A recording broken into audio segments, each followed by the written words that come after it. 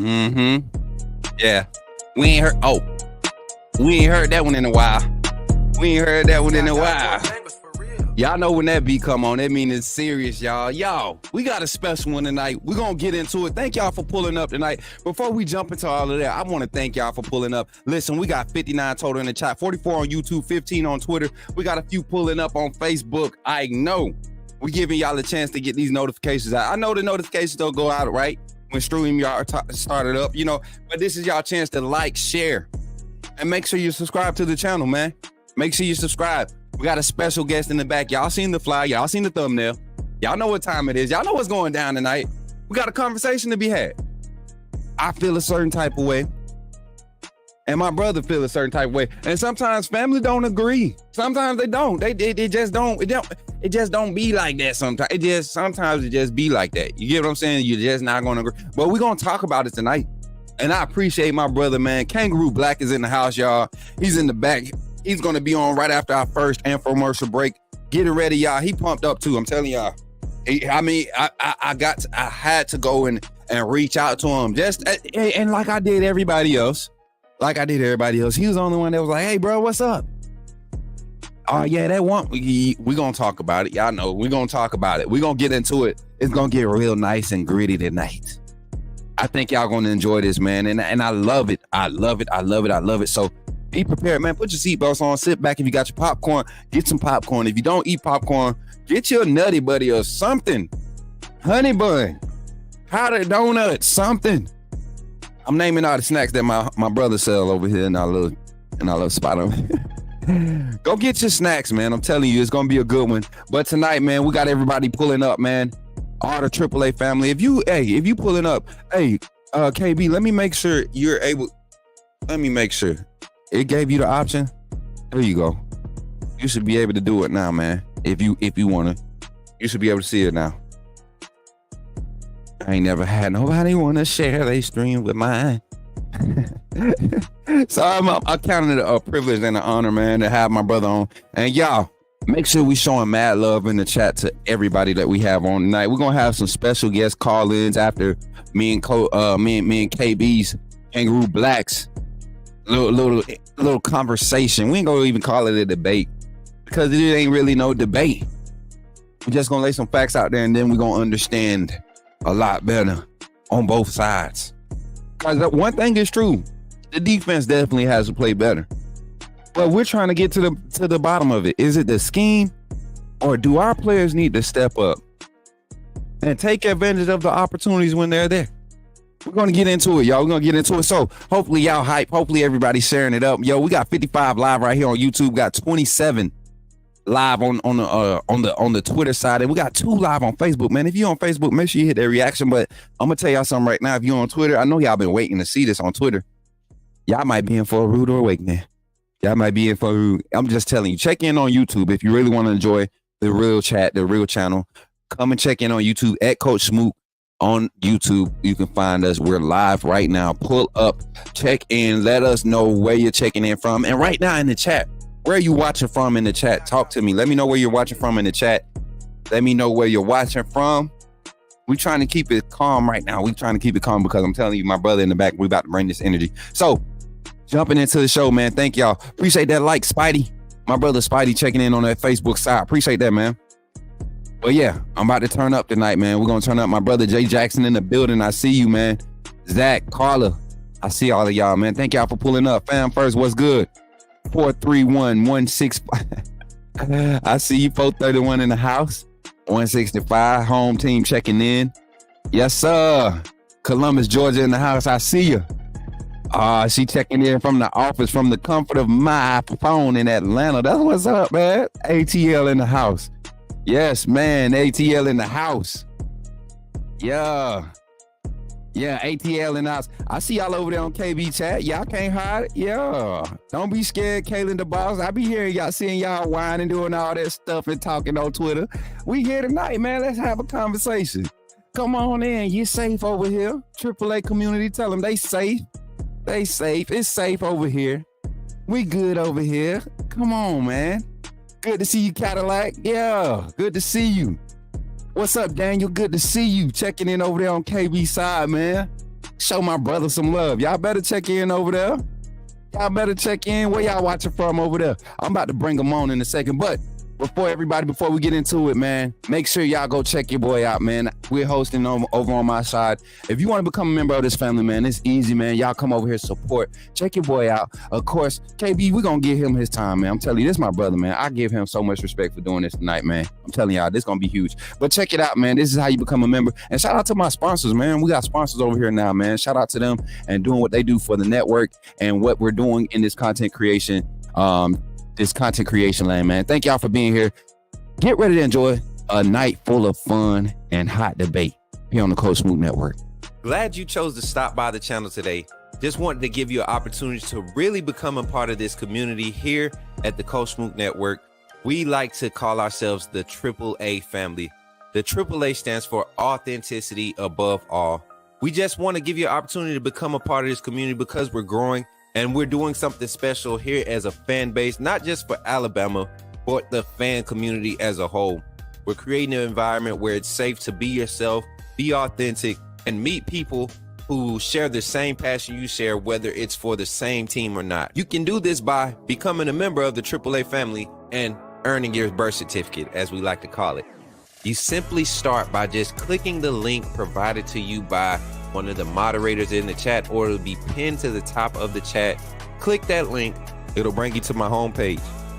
When you get to my homepage, make sure you hit the notification button and turn on all notifications. Understand that there are multiple ways to support the channel, and each level has its perks. You can go through and read each perk. As we continue to grow, new perks will be added to each level. One thing we would like to highlight that all AAA members are greatly appreciated. It does not go unnoticed that you have taken time and hard-earned money to support this channel. Once you join, YouTube is going to ask for some payment information, and make sure you monitor your subscription dates. Also, if you really want to get interactive with the community and find out what's going on, think about joining our Discord family. This is where you can get into all the fan talk of the community, and also there are networking opportunities. Please be mindful that there are rules and that we expect everyone to treat everyone with respect. Also, if you're looking to partner with Coach Smook Network or sponsor, please hit us up at coachsmooknetwork@gmail.com, and our staff will get back to you in a timely manner. I'm your boy, Coach Smook of the Coach Smook Network, and I thank you for supporting this channel.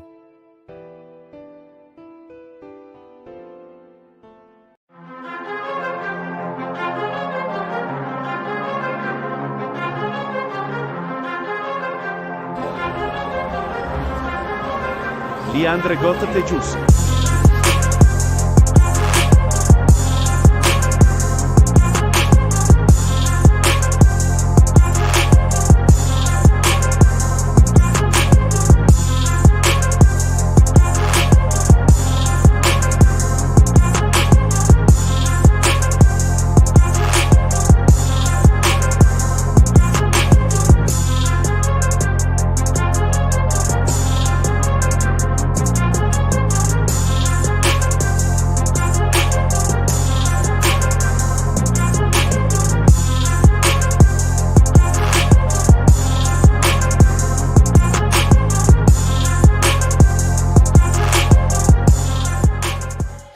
Yeah, let's get into it. Let's get into it, baby.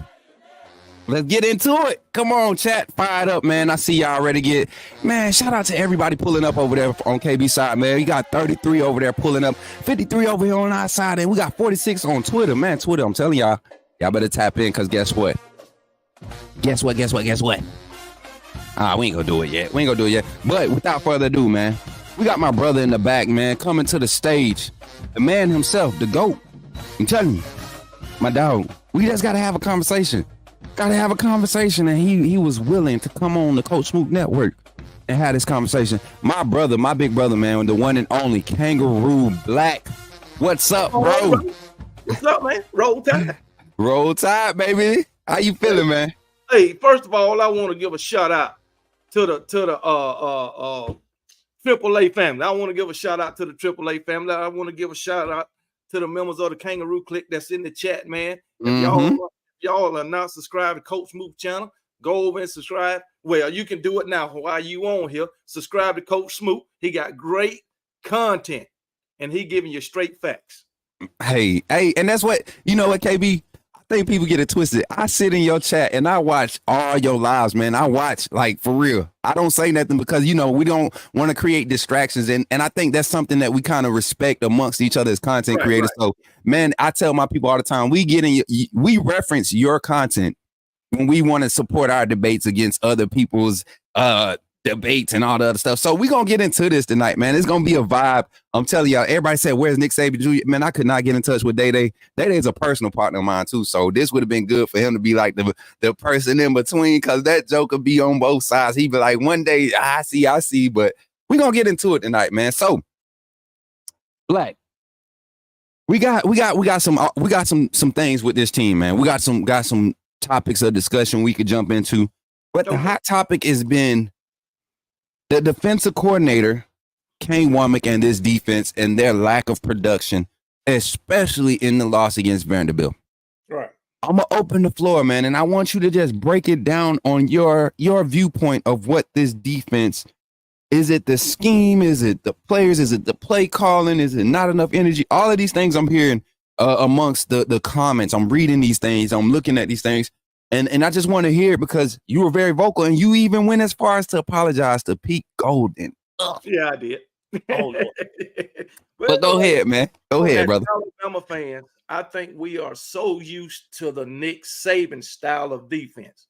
And now that we got something new, even though it was times where Nick Saban led defenses or the defensive Nick Saban defensive scheme had issues, we knew with Nick Saban it could get fixed, or it would be fixed. All right. with Kane Womack, we don't know that yet because we haven't seen it. First of all, really, we as Alabama fans haven't gave him a chance yet. All right. It's only, what, 5 games in now? And we got off 6 quarters of mediocre defensive play, right?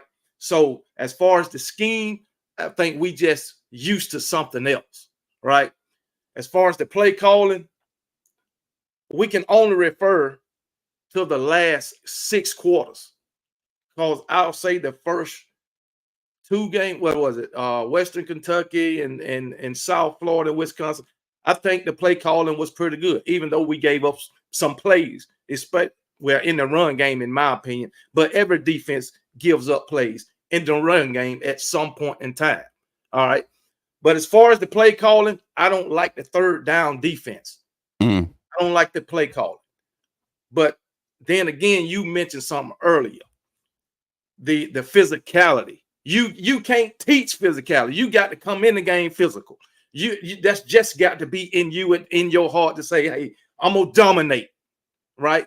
It's going to take everybody on the defensive side of the ball to come together and say, we are going to be a dominant defense. And if you're not being dominant, it's going to take your brother to hold you accountable. Don't depend on the coaches. All right. Even if, okay, as fans, it might be a wrong call in our opinion. All right. But we not on the field. We not a player. We not a coach. But the thing is, when you get that play call, you got to say, hey, I'm going to dominate on this play. You can't just, basically, in my mind, it was lackluster defense against a Vandit, because we was getting pushed around, especially in the trenches. And that just can't happen. I understand. I get what you're saying. And there's maybe 7 or 8 plays in the first half that I could reference where your point would be it would set the tone for the whole debate, the whole argument on whether it's the scheme or it's the players. But I can show you 8 other plays before those plays in the second quarter when they extended the drive 3 times on third down. When plays where you have to, in that, against that style, the 4-2-5 is not set up. I want everybody to understand something. I'm not saying the 4-2-5 is set up to stop the read option style of offense, especially when you're coming out in 12 personnel like Vanderbilt was doing. That I mean, the size and everything. So you have to count on guys winning their one-on-ones. You gave me that point. You have to count on guys winning their one-on-ones. So everybody's like, why are we not seeing run blitzes? Well, you can't shoot gaps when you're trying to make them react off of what you're showing. And it's on the player to be an athlete when you set up in position. Take it for instance. I mean, and this is the play. This is the first play I want to rest with. This is the first play where we had an opportunity to set the tone and remain this 4-2-5 bend but don't break swarm style defense. And I'm gonna highlight it, and I want y'all to just watch it slowly. What happens in this play? This is 3rd and 1. This is 3rd and 1. This is not even 3rd and goal. This is 3rd and 1. Look at where the contact. Look at how much push this defensive front. And mind you, I want y'all to look at this alignment. Yes, it looks like a true 4 front, but there are 3 defensive linemen and 4 linebackers on the field right now. I mean, 3 defensive linemen and 3 linebackers on the field, and you have 5 defensive backs on the field. So we're in our base personnel. 4-2-5, you can shift your formations, alignment changes, but based off the formation, right? You have an overload to one side, so you have to shift your formation. We're set up, right? Let's run the play. Now, what I see here, we're stopping. First off of the defensive line push. This was happening twice on this drive. This happened twice on this drive early in the drive. We're getting penetration with the D-line. You see Damon Payne, he's coming down, crashing.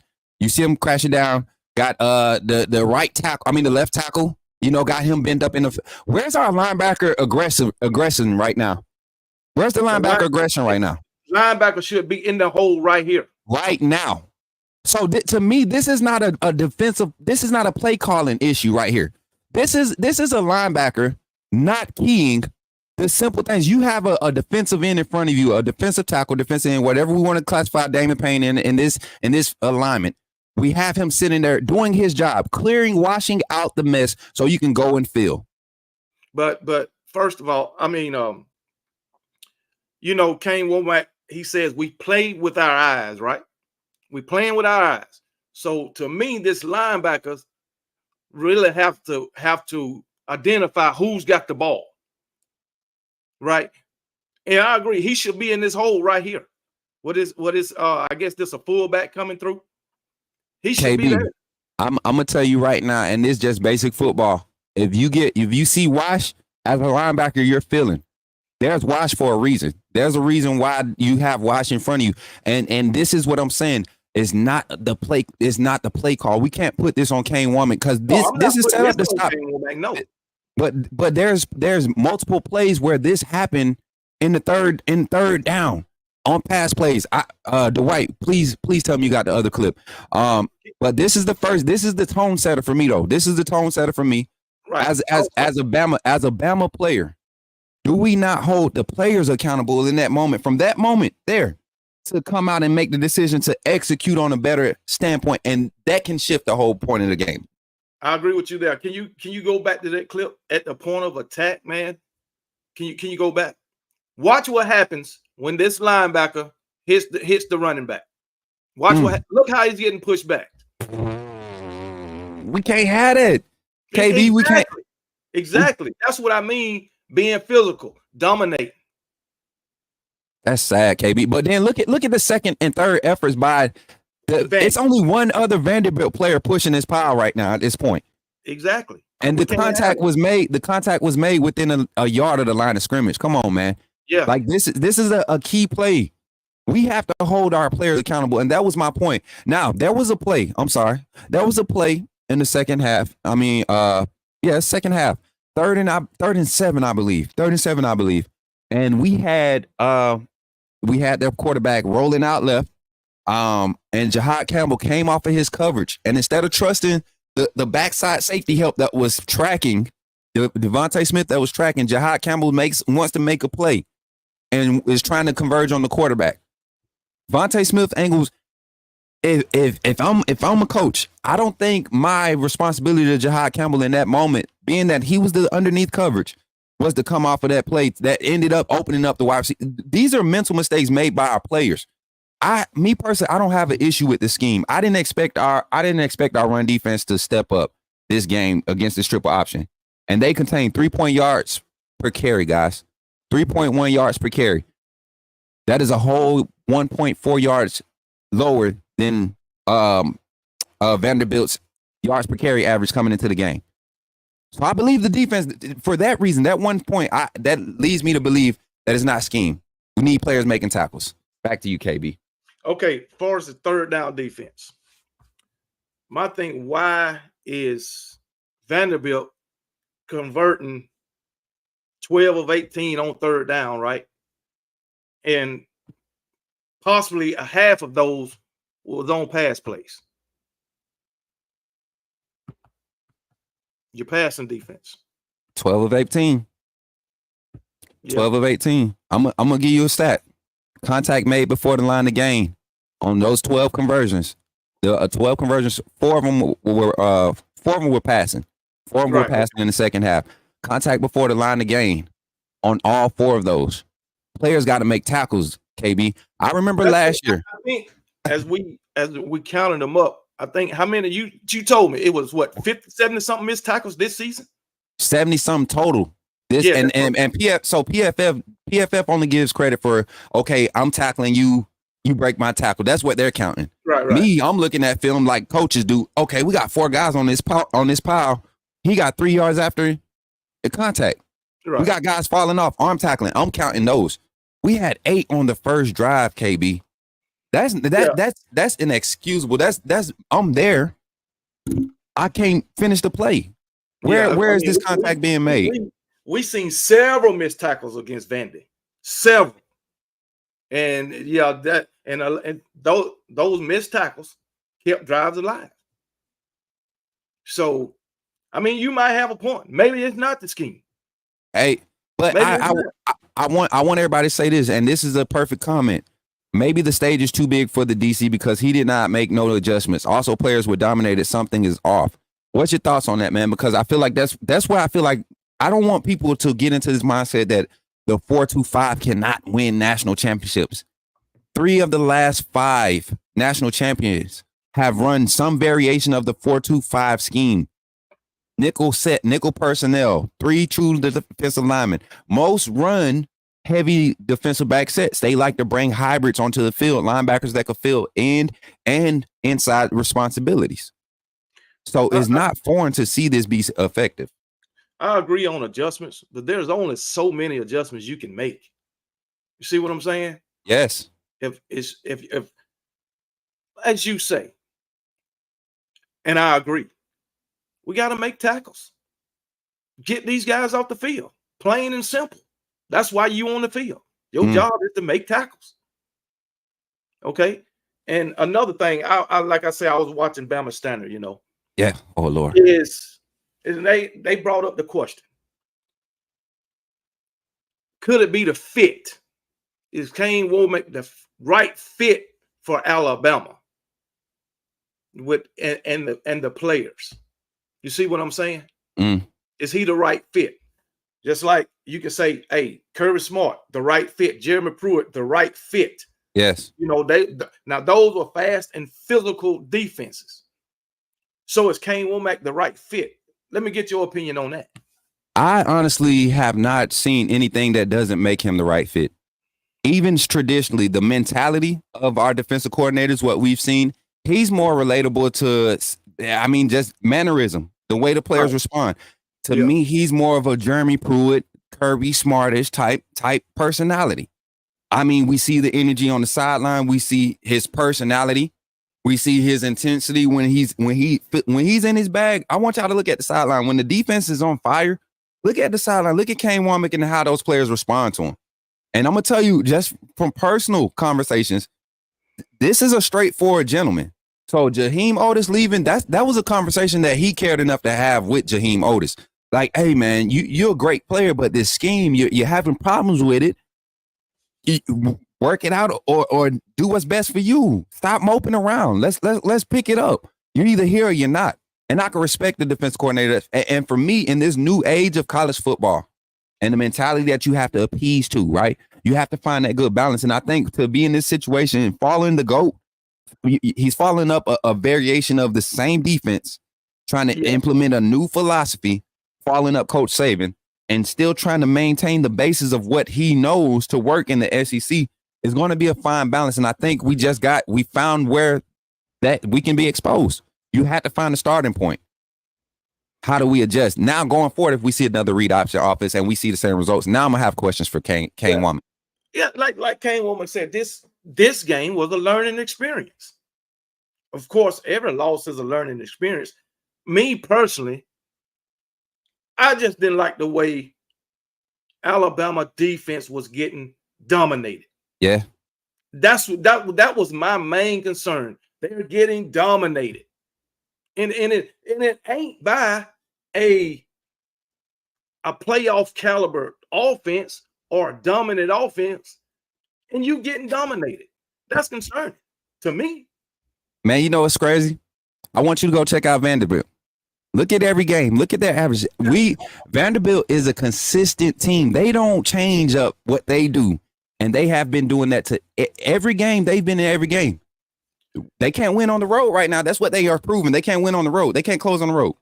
I'm saying this Vanderbilt team is not the Vanderbilt of last year or come on, man, freaking 22 or 21. This ain't the same Vanderbilt team. This Vanderbilt team is something about them. They got confidence and they got swag. And that's how they coming into the game, and that's how they approached this Alabama game. Mm-hmm. And hey, and freaking what's his name? The quarterback, Diego Pava. He talked about it. He was talking before the game. He was talking after the game. So during the game, they was chirping. So this ain't the same freaking Vandy team. I'm telling you, man. And the mentality in college football has changed across the board. I talked with a well-respected gentleman over at 247 Sports, Mr. Carl Reed. Shout out to him, man. I think he's like the director of recruiting coordination for 247 Sports. And he had a conversation. We had a conversation about, I want to say June. He said, it's not going to take long for us to see the effects of transfer portal and NIL. He said, we're going to see it this year in college football. He told me, he said, if we get through week 7, week 8 with an undefeated team, it's because their strength of schedule favors them. But as far as skill sets, those teams are not going to be. How many week 1, 80 to whatever games, you know what I'm saying? Like, how many blowouts did we see week 1? It's like maybe 3, maybe 4. You remember it used to be like 15, 16, everybody putting up 60. Everybody, man, you had Alcorn State playing doggone Pitt or whoever in close games. So the transfer portal is benefiting everybody on their levels. Everybody may not be deep with talent, right? But people have talent on their ones, and Vanderbilt has always been scrappy. They've always been in games. They just never had depth. You get a team like Vanderbilt, a little bit NIL, you get a couple guys come in that's right there borderline, academically eligible right there, and you get them out of transfer portal, senior graduate transfers that don't need to be academically eligible. They just want a solid year. They got an opportunity to come and be an intricate part. Oh, come on. And that's exactly what they did. Go look at that roster. Go look at the graduate transfer rate for Vanderbilt right now and look at how their recruiting rankings are in the transfer portal. I want to talk about something else that I've seen from Alabama that didn't impress me. The leadership on the sideline from the players. I didn't like that from what we seen on camera. Yeah. I didn't like the fact that we was down. Jalen Milroe as the quarterback and the captain is sitting on the bench, head laid back. I'm not saying we should be hyping each other up. That's just me. Okay, we need to get this done or say something. Now it probably happened. We just didn't see it. Yeah. And you know what? I'm gonna say this. There were some things, and we don't want to keep on raising this issue. I'm in support of Malachi Moore. I don't care who it is in the chat, whoever's watching. I'm in 100% support of Malachi Moore, not for his actions, but for how he responded. It did not take a whole lesson. Like there was space for him to address his teammates, because honestly, if he never came out publicly and said it, as long as he got it right with that coaching staff and his teammates, that's all that matters. Because he don't have to prove nothing to us, but that only thing he got to prove is that he's dedicated to doing what he said he was going to do for his team. But he took it upon himself. He went public and wrote the statement. Then he addressed it multiple times. And I gotta say this, KB. I don't know if you want to be on screen when I say this. It might get messy a little bit. But team reporters at University of Alabama, y'all got to do better with these questions, man. We want to know what Malachi Moore is going to do to be a better free safety. He playing this position that he hasn't been used to being playing under Coach Saban. He's been been put in position to be a one high safety. And we saw a weakness against Vanderbilt. His need to support, being run support, his itch to want to get in there and be in run support is a liability when he's in one high. Let's ask about what type of adjustments he's making to be more patient and trust the coverage in front of him, or trust the people in front of him to do their job. Let's get those questions. Stop with all this mess, this media clickbait stuff. Malachi Moore apologizes again. Okay, let it ride. Thoughts, KB? Hey, I support Malachi Moore. I just wish he would have done it sooner in the game. Second quarter. On the third first down. Come on now. Yes, that's it. If you'd have did it sooner in the game, I wouldn't have an issue. But don't wait till the end when they in victory formation. But for his actions, hey, what did they always say when Tom Brady did some shit? Oh, he's showing passion. Yeah. You see what I'm saying? Come on, moving the goalposts. With Malachi Moore, what did he do? Nothing more than throw a damn temper tantrum. That's all he did. Mm-hmm. That's all he did. So, hey, players, get into their emotions just like everybody else. They ain't no different. You see what I'm saying? But I guarantee you, if it was any other team, the fans or the media would be in support of their player. Mm-hmm. But simply because it's Alabama, it's a big issue. So, hey, he's a fifth-year senior. Oh, he should know better. Just because you're a fifth-year senior don't mean you don't have feelings and emotions. That's it. Right. That's it. And but we do expect you to be a lot more composed in that moment. That's too late, Malachi. We need and you know what? I don't even want to. He understands that. I think he looked back at his action and was very much ashamed. I know his mother. Shout out to my boy JB Sports Talk. He spoke on it. I know that family, man. And I guarantee you, Pimo got in that, bro. I'm telling you, I know she gave him hell for it. I know she did. I mean, like you say, long as he got it right with the coaches, and his teammates, we good. And the thing to say, I gotta hit the horn on this one because people want to act like this didn't happen under Saban. This is a national. You had 2 fights on the sideline under Saban. In the national championship game, KB. Yes, in the national championship game, and then Deontay Thompson and Tony Brown got into it on the sideline. Oh man, so things happen under Saban. But the thing about it, they want Malachi Moore to be suspended and all this shit. How many times did Saban suspend a player for fighting or any damn thing, acting out? Not one. But one thing about it, they want Coach Kalen DeBoer to answer for Malachi's actions like we want him to answer it, right? But guess what? How Saban wouldn't tolerate it. How many times did Saban throw a player under the bus? No matter what they did. You never seen it, not in front of the media. Never. He handled it behind closed doors, just like Coach Kalen DeBoer is doing. So And I respect it, and I like that Coach Kalen DeBoer is not changing because of some fair weather fan opinions. You know, because they 2 weeks ago, oh, this is the best transition, the best hire. Oh, Kane Womack and this defense looking nice. I can't wait till they figure it all the way out. When they figure it out, it's gonna be nasty. But you got the fair weather radar going off, and it's going off real bad right now. Hey, I went from saying, hey, man, did y'all see that defense? Did y'all see that defense? To I'm sorry, Pete Gold. You know what I'm saying? So you can't do that, KB. You can't do that. We got, man, I'm gonna tell you, I want Marquise Mays and all the 2008 to 2010 players to remember that there was a Georgia Southern game, right? There was a Georgia Southern game. They ran that triple option too. Come on now. And this is against the 3-4 that you all say we need so badly. We talking about it. Y'all want to say real? Come on, man.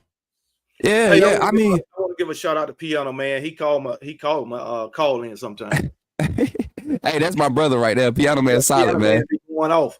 Oh yeah, cause it surprised me. You said, "Now, KB, this is my gripe." Now we gonna get to the brother talk. Now, this is my gripe, big bro. Hold on, I seen you take a sip. Let me. Shout out, hey, look, shout out our partners, Ghost Energy Drink. You know what I'm saying? Shout out to affiliate partners, Ghost Energy Drink. We appreciate you for supporting the Coach Smook Network. We got to do that real quick. But bro, Pete Golden, apologize to Pete Golden.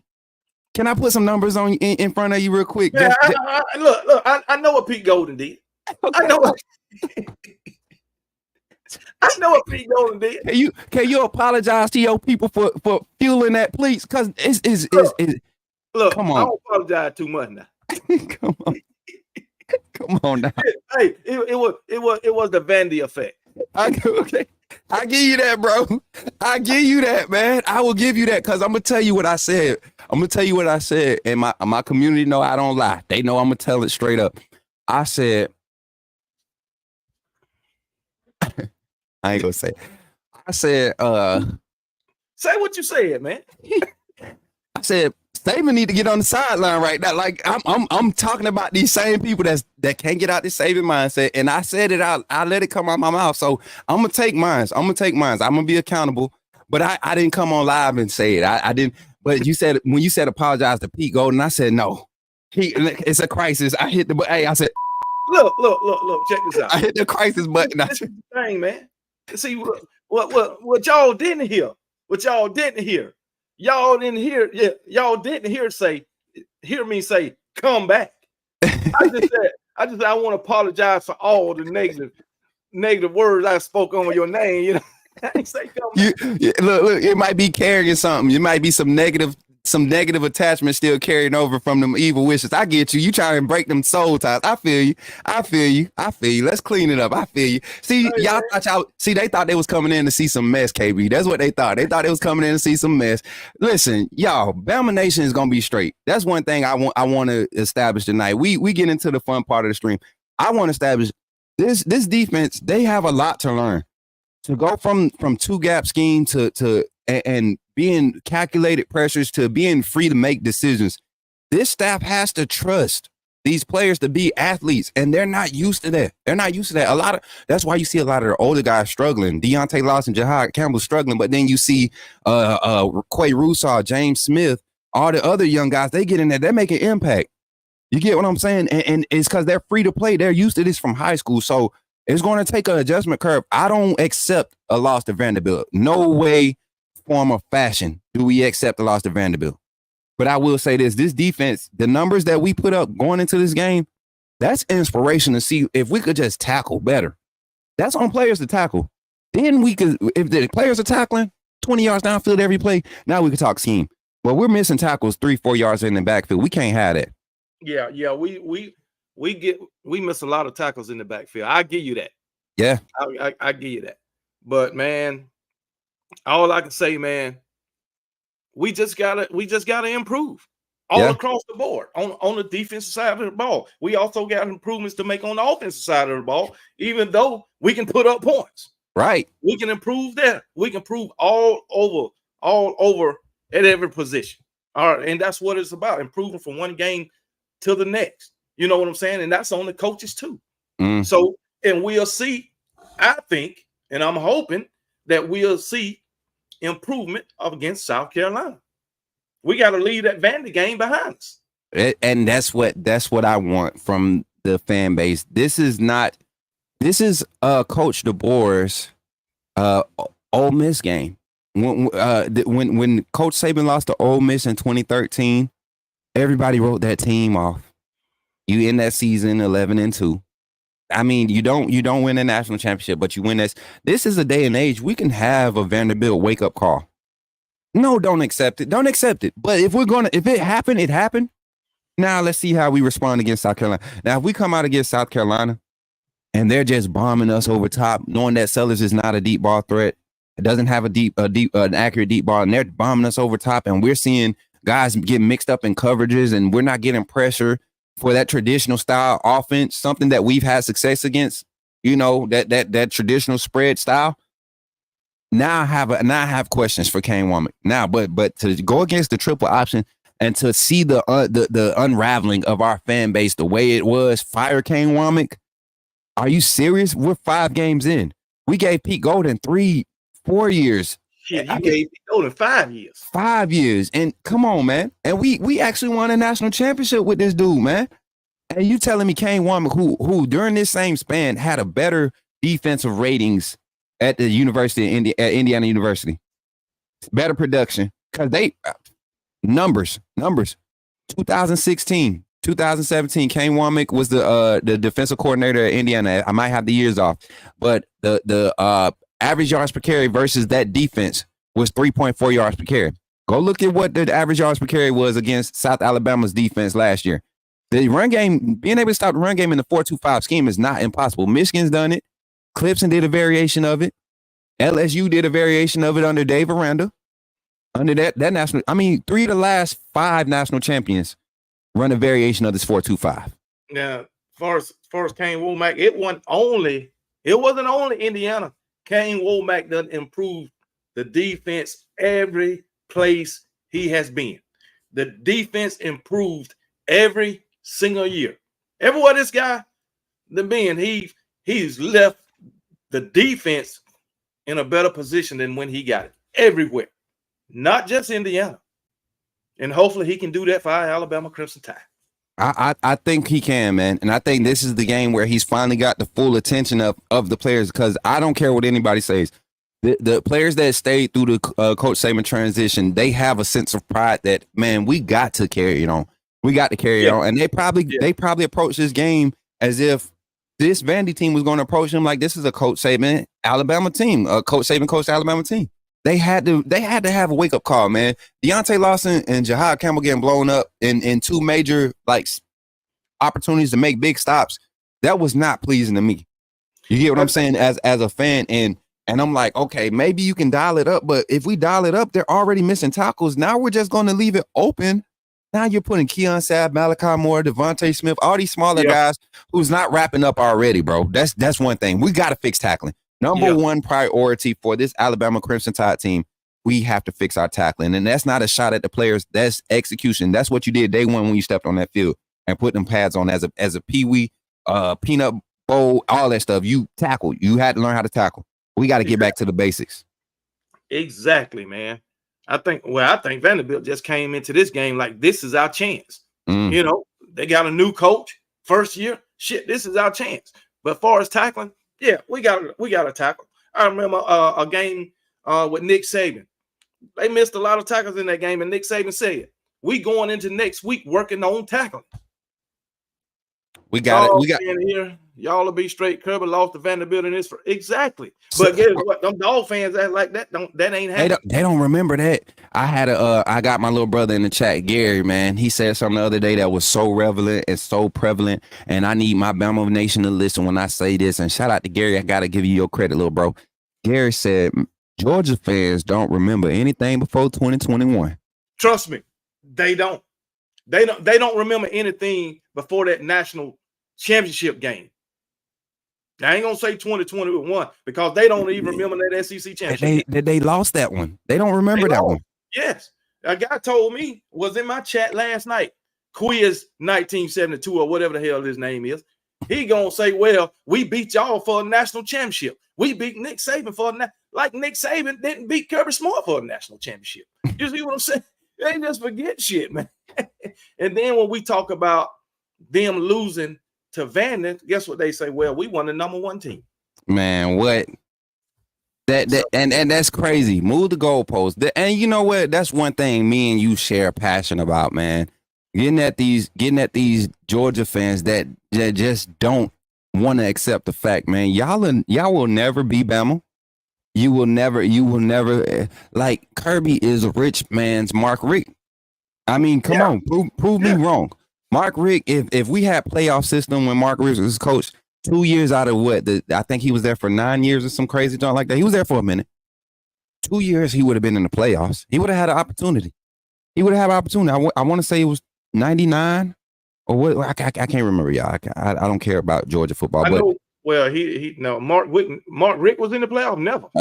I'm saying he would have if we had playoff system. Oh yeah. He would have definitely had an opportunity. 11-2 season 1 year. I think he had 11-2. I think another year he went 9-2. It was a lot of 2 losses. Mark Richt had a lot of good years. He left Georgia with a winning record. Yeah, they won 10 games before he left. The year before he left. What's crazy is the first 3 years of Mark Richt's career as the head coach at Georgia matched exactly the first 3 years of Kirby Smart's first 3 years as the head coach at Georgia. Same results, same type of finishes, same record. I mean, the records were identical at that point. Right. So all you Georgia fans, keep on talking about the past. We still one up on you. We Jalen Miro is 2-0 against y'all. Jalen Miro is going to go to the NFL saying that. And that's the running back playing quarterback according to them. Yeah, that's the running back. You know, you remember just like they told us Jalen Hurts wasn't going to make it to the NFL as a quarterback, and he done played in the whole Super Bowl. Jalen Hurts went undefeated against them. Oh, Lord. Don't talk about the truth. But for everybody, go ahead, bro.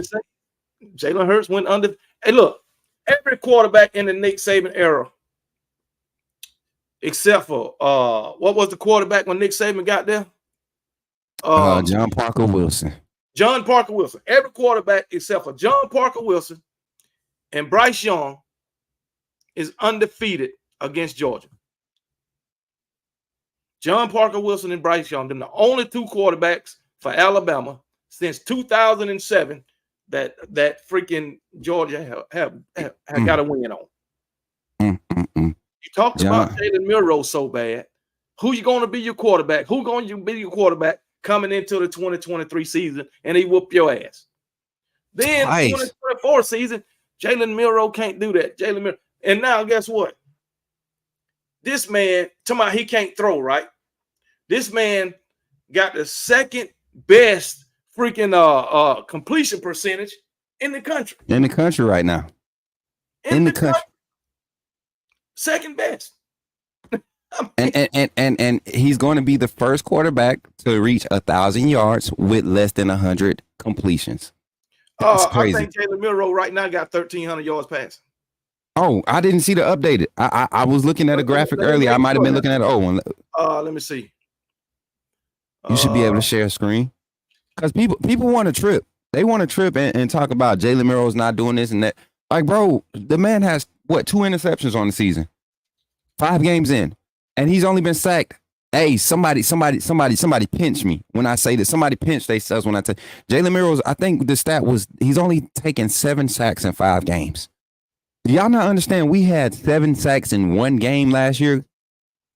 In 1 game, Jalen Milroe got 1,274 yards, 10 passing touchdowns, 2 interceptions. Come on, man. Yep. And people still want why are we? And I'm not doubting Ty Simpson's skill set, but what has Jalen Milroe done to not garner this respect to be the starting quarterback at the University of Alabama? And I want to say this too. We talk so bad about Kane Womack. I want Nick Sheridan to be able to dial up a drive when we can extend the drive 6 to 8 minutes. That's what I want to see. I want to see that. I love that we have a light switch style offense, but when we switch that thing off, when we dial it down, right? I want to see us be able to grind out drives, and I don't think it's an offensive line problem. I don't think it's a run game problem. I think it's just volume. I think it's volume. Give us more opportunities to impose our will earlier in the game. Use those early drives to try to extend. Get out of those pass formations. Let's use our 12 personnel as our 2 tight end sets. We got some physical tight ends that are blocking good. KB, what's your thoughts on it, bro? Check this out. I just want to make a statement before that. Talking about the defense, our offense is scoring so fast. Mm-hmm. The defense is always on the field anyway. And that could have an effect on their performance. You see what I'm saying? Facts.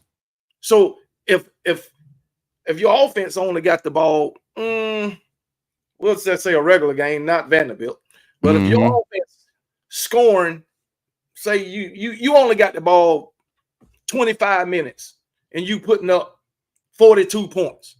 Come on, man. Your defense is on the field 35 minutes. Mm-hmm. You know what I'm saying? Especially if you scoring, if you only taking a minute and a half off the clock to score. Right. So your defense don't really have time to recover. But our tight ends, I love everything about our tight ends. CJ Dupree, Robbie Outs, and Josh Quavers. I love everything I see about it. Now the tight ends, I got to give it to them. Those are some physical tight ends. Very physical. I mean, and I pointed this out the other day. I was talking about CJ Dupree and his effectiveness since he's been at Alabama, not just this year, but last year. Didn't get a lot of targets, but if you think to every CJ Dupree catch, was it not for a first down? Every catch, but maybe one. It may be all but one. Josh Quavers too. This season, that's what you see. These guys are stick finders. They will find the sticks and they will sit. The interception, the first interception of the season, when CJ Dupree came in that interview and said, that was on me. I should have sat down. I was trying to get upfield, work for extra yards. I should have secured the ball first. That was on me. Talk with Jalen. We fixed the very, very next drive. You see him hit him on the other side. Same type of play. Right. So that's what I'm saying. Like, people keep talking about Jalen not reading the defense. You got our tight ends. We got tight ends with five plus receptions 5 games in. Last year at this point, we had a total of 6 receptions between our tight ends, and CJ Dupree had 5 of them. Yeah, 5 games in. So if Jalen ain't reading the defense, how is he second in completion percentage? If he's not reading the defense, you see what I'm saying? Has yet to throw for more than 30 attempts. Has yet to throw the ball more than 30 times in a game. Right. The only SEC quarterback to not do that. I mean, you going 15 of 19. You see what I'm saying? 18 of 21 or 22. But you ain't reading the defense. How does that happen? So that's all I'm saying.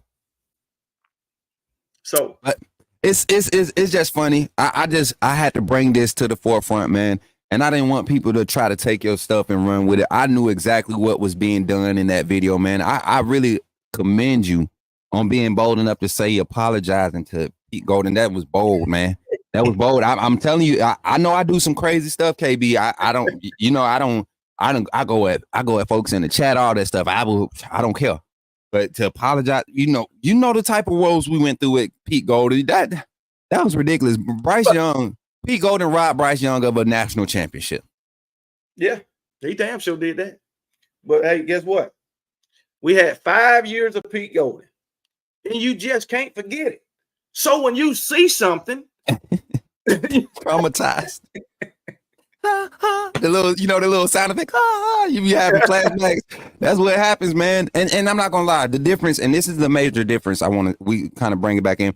The major difference I see this year, I don't see a lot of plays, and I think we're number, as far as efficiency, defendant plays 20 plus plays or more, 20 plus yards or more. I think we was like number 17. Right. 17, like that's good. You're talking about across the nation in all college football rankings. We were number 17 as far as 20 plus, giving up 20 plus yard plays, efficiency versus those plays. Third down conversion rate, we saw a crazy shift in third down conversion rate against Vanderbilt. And they did a majority of that in 3rd and 7 or less, right? Where contact was made within 3 yards of the line of game. Before the line of game. So it was a lot of statistics that I started looking at. And I'm like, man, these are not schematic issues, but you can see hesitancy on the field with that read option. I think guys got so used to playing stem, playing off of normal stems, reading off of releases and all of that. You don't get that in that Vanderbilt type of offense. So this was their one. I'm not even going to say their one pass. This was their one wake up. This is what you can see if you don't execute to the T against this style of offense. And if we see another team down the line, let's say Ole Miss comes out and runs a variation of this, we should not see the same mishaps. And I mean, even in the passing game, giving up that much cushion when you got to hug the line of scrimmage, we got to trust our guys. Yeah. Guys got to trust their technique and stay in the hip. Stay in the hip. Be physical. As long as the ref let you play physical, they let them play physical this last game. Yeah, we got to see that amp up against South Carolina, brother. They let them play physical the past 2 games. So now one thing I think up against South Carolina, we should beat them handily. Yeah. Far as Tennessee, Nico, he's not doing as well as I thought he would this season in the passing game. Oh man, he's kind of like he's not getting that many passing attempts. See what I'm saying? Right. I don't know if that's because their running game is doing what it's doing. But Nico is not getting that many passing attempts. I think he haven't had a 300-yard passing game yet. I don't think so. They're also having some issues. It wasn't even 200 yards, 2 or 3 out of the 5. And they're also having some issues with their right guard too. Their right side of their offensive line is struggling.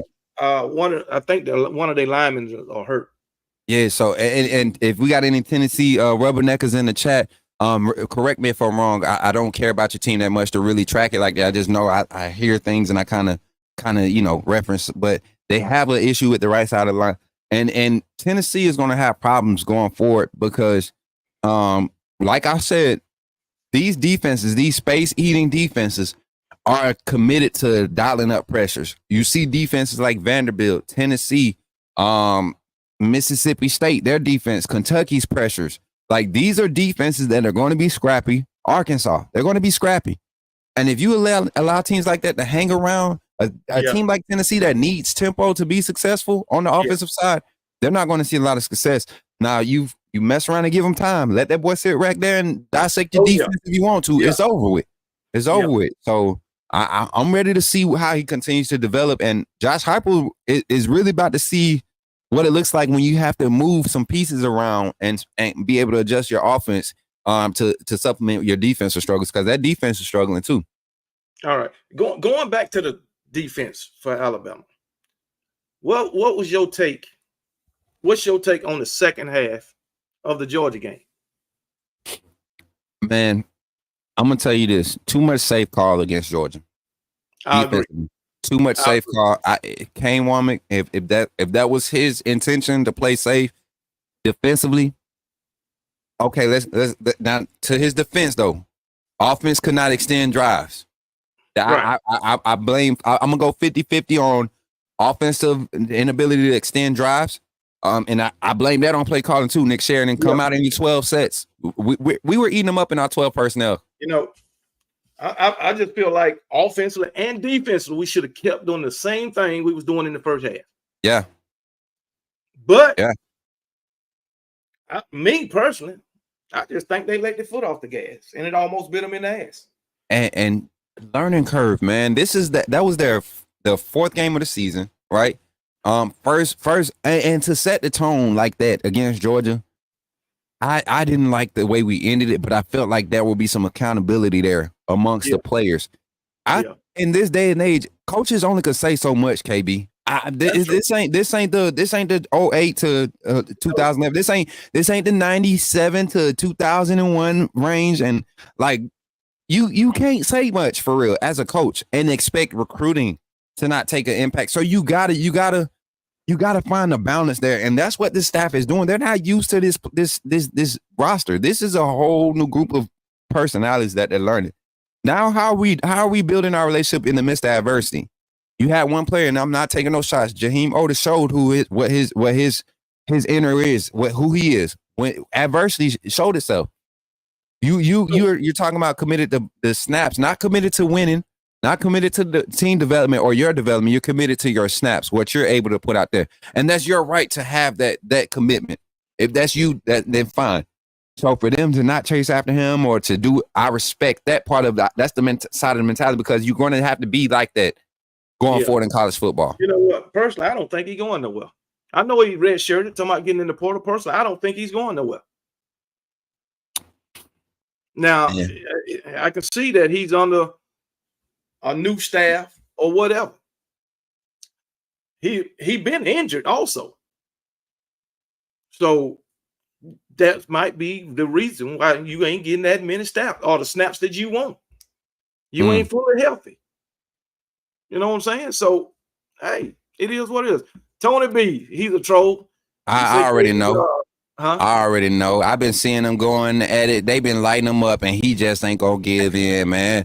Hey, Tony B. Tony B, hey, what you gonna be doing when Georgia's looking up at 8-4? What you gonna be? What's gonna happen when that happen? Like, for real? Because Georgia, man. I'm gonna leave him alone. One thing I can say about Tony B, when it comes to Georgia, he don't make too many excuses. He will every now and then. But if they go 8-4, Tony B, boy, I tell you, he'll be so distraught. I mean, he it's like they don't remember before 2021. They don't remember. Hey. I mean, they sit here and talk like they Alabama. No, you're not. You know what I'm saying? As an Alabama fan, the real dynasty. I can sit here and say, I remember 95, 96, 97, 98, 99 when we won the SEC championship. 95, we were still a winning team. Okay. I can remember 2000 to 2007. I can remember 2006 when we went 3-9. But guess what? You can't get a Georgia fan to talk like that. You can't be real. You can't. They won't talk about. They won't remember how many times they really have fell short of being able to be in the same position that we in. Like, Georgia has had the opportunity, like, multiple times. Yeah, but who spoiled it? Alabama. Every time they fail to realize that, man. They fail to realize that. Like, y'all keep coming around, they hanging around. They want so bad to get our attention, and when we give it to them, they start making excuses. They start, come on, man. They keep talking about that. Hey, talk about how bad y'all beat us all them times when we should have beat y'all. Talk about how we almost beat y'all.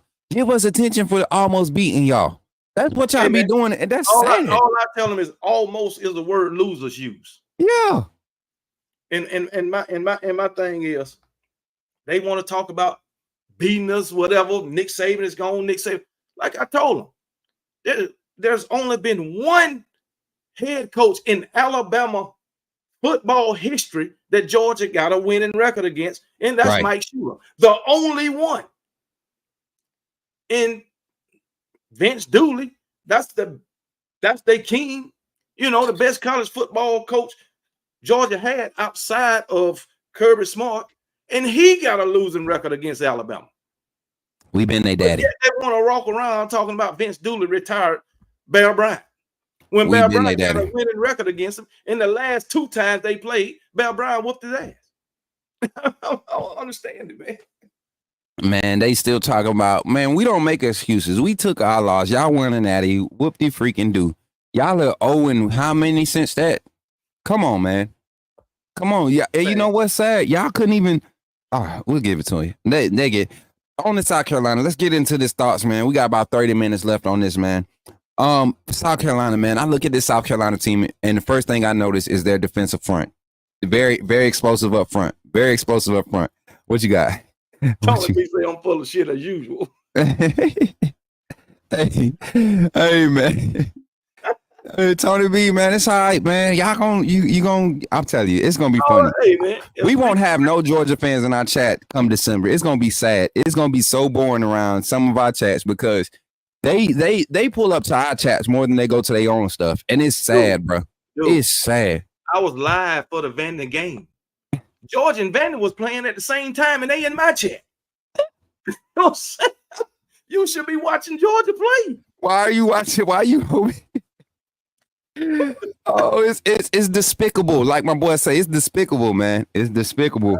But jumping into the South Carolina game, man. Like I said, the defensive front is what pops off the screen to me.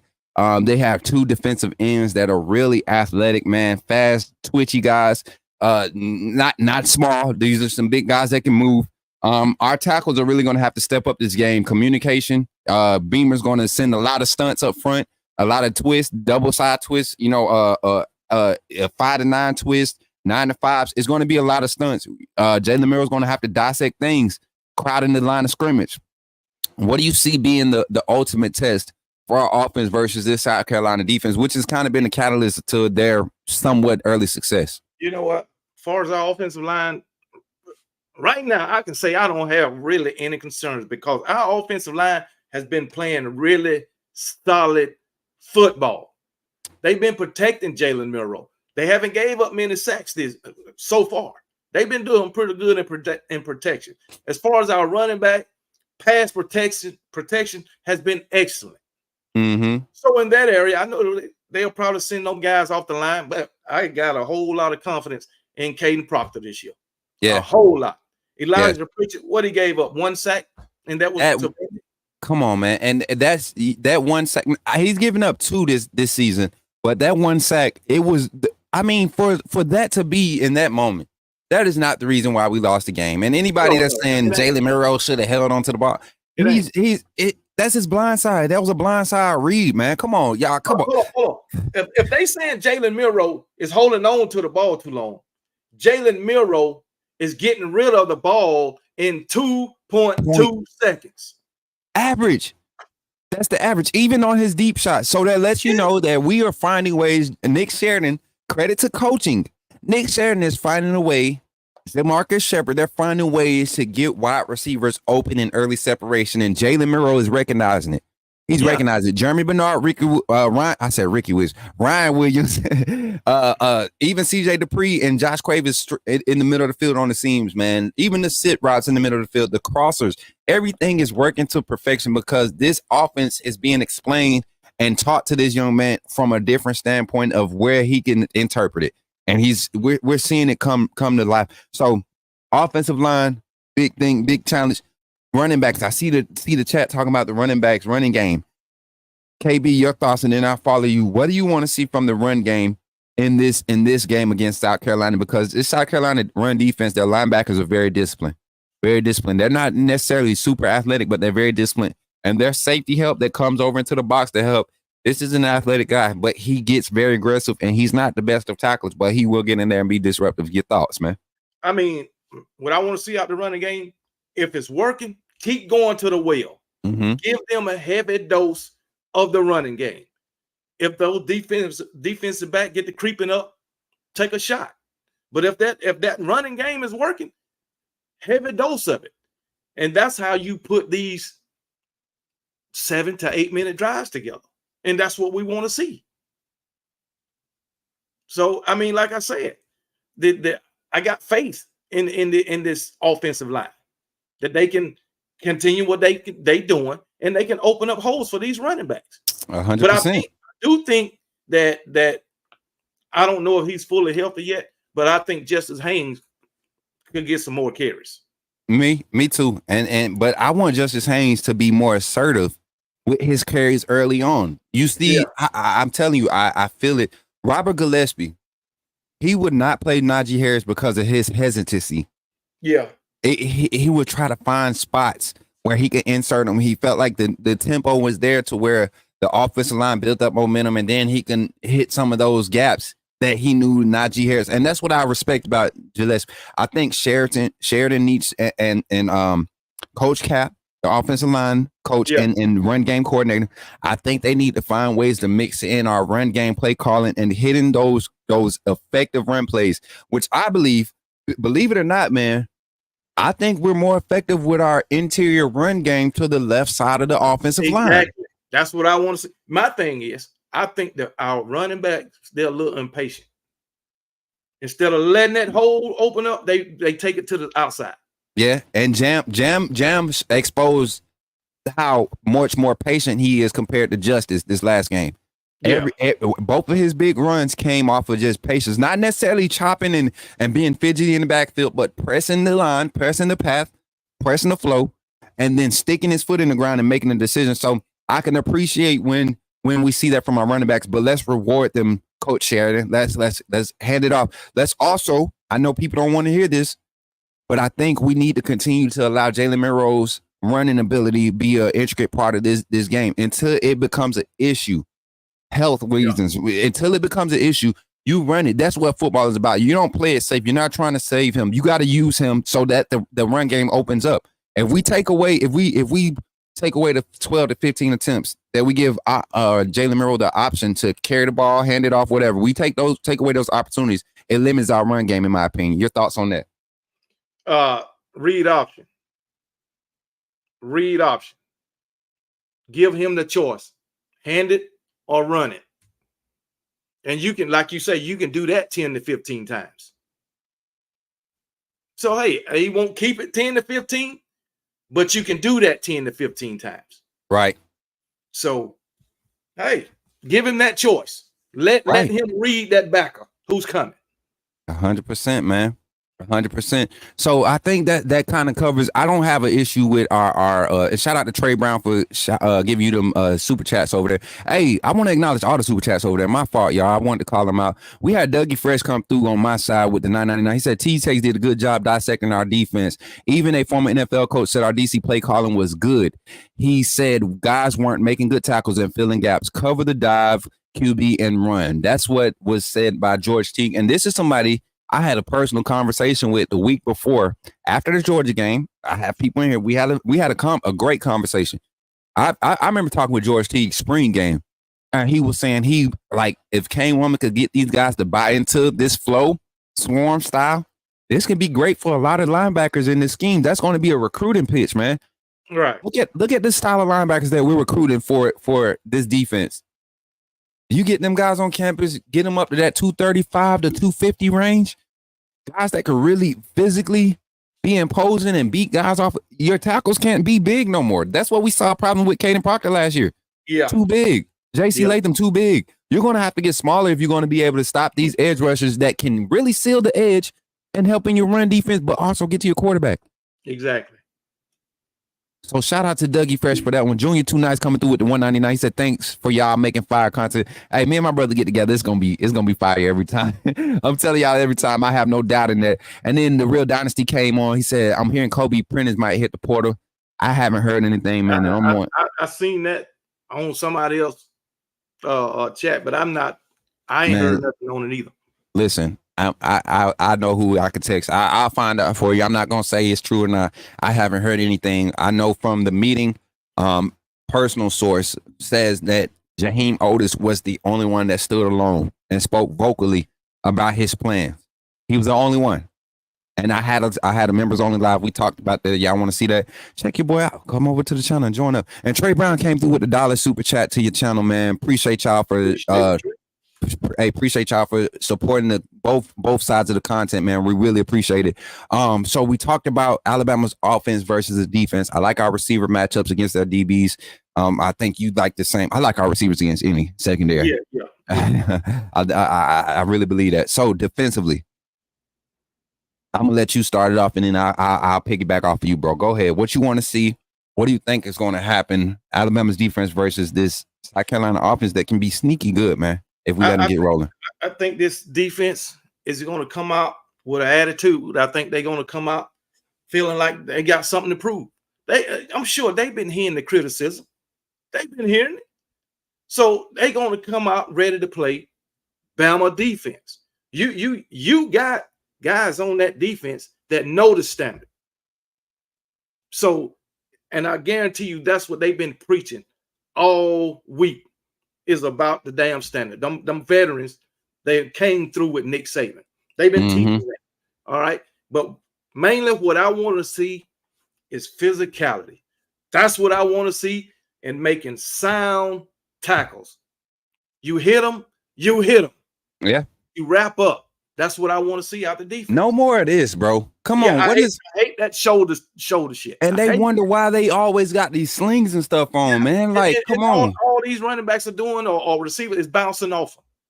Wrap them up. 100%, all right? man. If you got to hold them to help come, wrap them up and hold him. So I don't want to see no more yards after contact. That's what I don't want to see.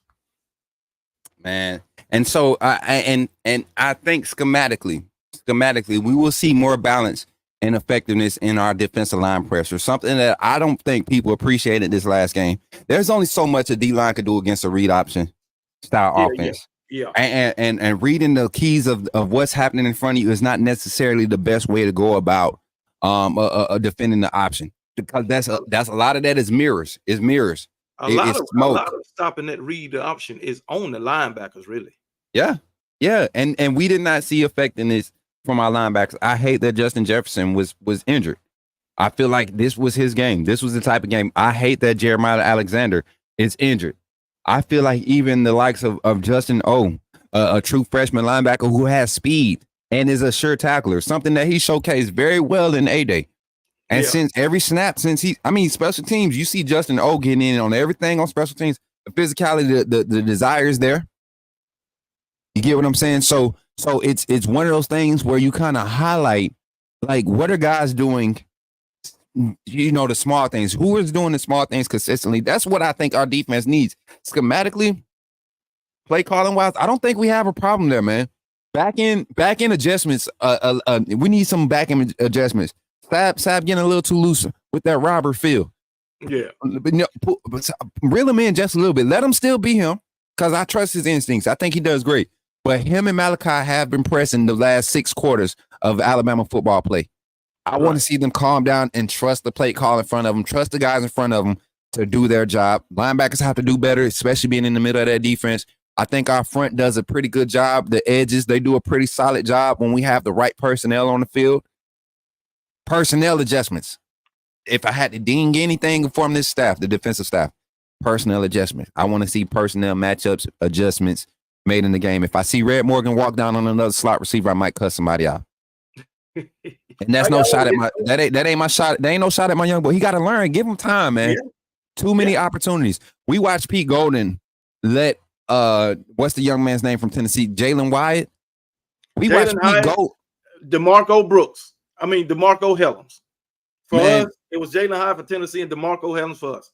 Come on, man. We watched Pete Golden make this man a first-round draft pick. You damn right. That happened under Coach Saban. So for everybody that's saying that this wouldn't happen under Coach Saban, come on, man. Yeah. And I seen the comment, do we need to bench Red Morgan? I don't think you bench him. You play him in spots where it's favorable to what his skill set provides. You know what? Playing Red Morgan the way they setting Red Morgan up for a bright future. Him and Xavier Brown. Mm. So you just imagine what those guys can be. 100%, man. 100%. So I want to get your take on some. What do you think about the players or defensive players coming out? I think it was Malachi Moore that they need to get the call in faster. So this is what I want everybody to take the context of that conversation correctly. Okay.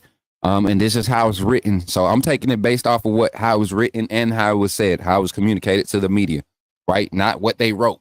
Okay. Right. All right. So in that conversation, they were talking about play call of getting the play call on the field, communicating across the field. From the way this system works, it doesn't necessarily start with Deontay Lawson in the middle of the defense. A lot of the direction comes from the free safety. So looking at the sideline, trying to get in alignment, and he's hearing the call. Lawson's giving the base call. Malachi Moore has to be able to look at the defense, or Keon Sapp has to be able to look at the defense and give the coverage call. That's going to echo. That's supposed to echo through the second level. Second level makes the front adjustments. The front gets their dive call, whatever their containment call is up front. They get that call. That's what they're going to do. It's on the linebackers to shift and put themselves in position to react off of that line. That's what the basis of this 4-2-5 defense. That's the effectiveness. You got linebackers who aren't used to doing that, KB. Yeah. I know Deontay Lawson has a lot of snaps, but that's a difference. You're putting a lot of pressure. You're putting a lot of responsibility. I ain't gonna say pressure, a lot of responsibility on your interior linebackers. He's got to have to process that a lot faster, and they have to communicate that back and forth in a matter of, sometimes 4 to 6 seconds. And that's a lot. That's based off how fast the offense is going. So I understand that. Yeah. So that's, and we're talking about 5 games into a new language, right? A new language. Yeah. So just imagine your first test in Spanish 1 for all my people that had the privilege of getting that high school diploma. Spanish 1. I mean, I grew up. I lived in Panama for 4 years of my life as a young boy, as a young military brat. And I spoke Spanish fluently for 2 years, 2.5 years of my life.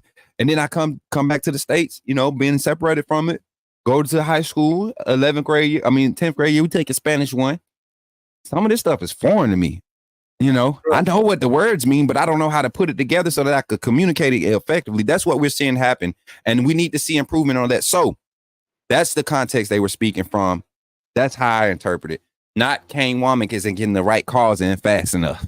That ain't the case, So I want people to kind of look at it from the context of that conversation, the way it was being had. Okay, I just want to get your take on that. Yeah, and that to me, I saw too much after the play. You look at DBs after they make a tackle. Keon Sapp getting up, looking for Malachi, giving signals like I caught this, but Malachi saying no, I caught this. So that's got to be fixed. That's got to be fixed, right. And to have that and still be in position to stop plays and make tackles, right? Yeah. That it favors me to believe it's not schematics at this point. Guys got to just execute. Hey, that's a good take. Hey, I be trying to do my little debate thing. You know what? I'm gonna give a shout out to somebody. He probably not in here right now, but Ty Hayes really put me on game when it came to projecting points and stuff. And I'm learning. I feel like I'm putting the time in to get better. But you brought some solid statements early on that carried this whole episode, this whole show, to really get people to really see both sides of how two things can be true at once when you bring facts, right? When you bring actual factual evidence and you're able to relate these things. So a lot of people just say stuff, they spit stuff out. Fire Kane Womack for what? This is a gentleman who, before coming to Alabama, has brought, like you said, went to every stop, and defensive production, efficiency stats, your 10 major statistical categories have improved under his tutelage. Yeah. So I don't understand how we can say fire him with 5 games under his belt when coming into this week, a top 20 ranked defense. Yeah. Come on, man. We gotta at one time we was first and third down efficiency. Come on now. And even against Georgia, they had to go for it on fourth down. How many times in the second half? Third down wasn't a problem. It was fourth down. Right. 5 on fourth down. How many times do you usually go for it on fourth down in a game? Like, come on. None. Unless you Lane Kiffin. But you don't go for it on fourth down most of the time until the game is on the line. Yeah. They had to do it. I think 8 times in the second half. Was it 8 times in the second half? They had to go for it on fourth down. 5. They was 5 for 5. Come on, man. That's crazy. Like you don't as a defensive coordinator, you don't get many opportunities on film to say, okay, this new scheme, this is my language. What does Georgia like to do on fourth down? Go look at how many fourth down attempts. Come on, you don't get, so you have to make those on the fly adjustments. And you only have 5 attempts to do it. Did you give up a score on fourth down? No, but you did give up fourth down conversions. First downs. So when you think about it like that, okay, he's putting guys in position, maybe not stopping, but they're in position to make plays. I like the progression of what this defense is becoming. Until proven otherwise. When our averages become giving up 6.7 yards per carry, like Pete Golden did in 2017, 6.7 yards per carry, or 2021 Toa year. Oh, man. Interior run game. I remember this stat. Come on, y'all. Talk to me. Talk to me. This stat that was highlighted. The third down conversion rate with the interior run game against Alabama's defense in 2021 was 63%. 6 games into the season. So you telling me that where the meat of your defense is, the play calling was so bad, had guys so badly out of position that teams were saying, okay, we're going to line up and just run it up the middle on 3rd and 6, 3rd and 9. But I think the overreaction from last week was because it was Vanderbilt. I can agree. Chat, famines, everybody. I can coincide. I can sympathize with that. I can relate to that. I said it too. I laughed, I laughed. You know the crazy laugh, like I can't believe Vanderbilt. It's because we're looking at Vanderbilt the way we always looked at them. It's like they can't improve. It's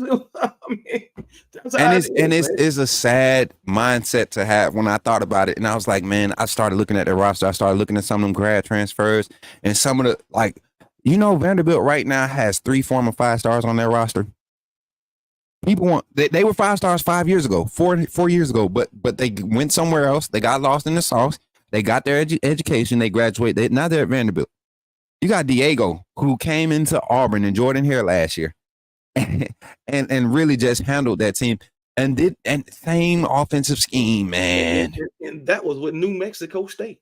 And you bring him to Auburn to Vanderbilt and give him an SEC size lineman, offensive line. You give him a SEC caliber running back. You bring a receiver that he's comfortable with, who ended up being his leading receiver for the game. Like, come on, man. It was the perfect mix up. And Vandy has always played hard-nosed defense. We are not going to act like they haven't. 2 of those guys on Vandy's roster right now, Alabama recruited. Just so y'all know. I'm going to tell you that right now. The safety, wasn't it the safety? He was like a 4-star safety. The wide receiver that caught that touchdown. Mm-hmm. It might have been one of those safety, but I know that wide receiver who caught the touchdown. Yeah. But Alabama recruited 2 of those guys on Vanderbilt. 100% KB. So let's get some final thoughts going into this South Carolina game and wrap this thing up, man. I know people have enjoyed this. If you enjoyed this, man, in both chats, put some fire emojis, man. And we're not gonna always agree, but at the end of the day, it's Roll Tide.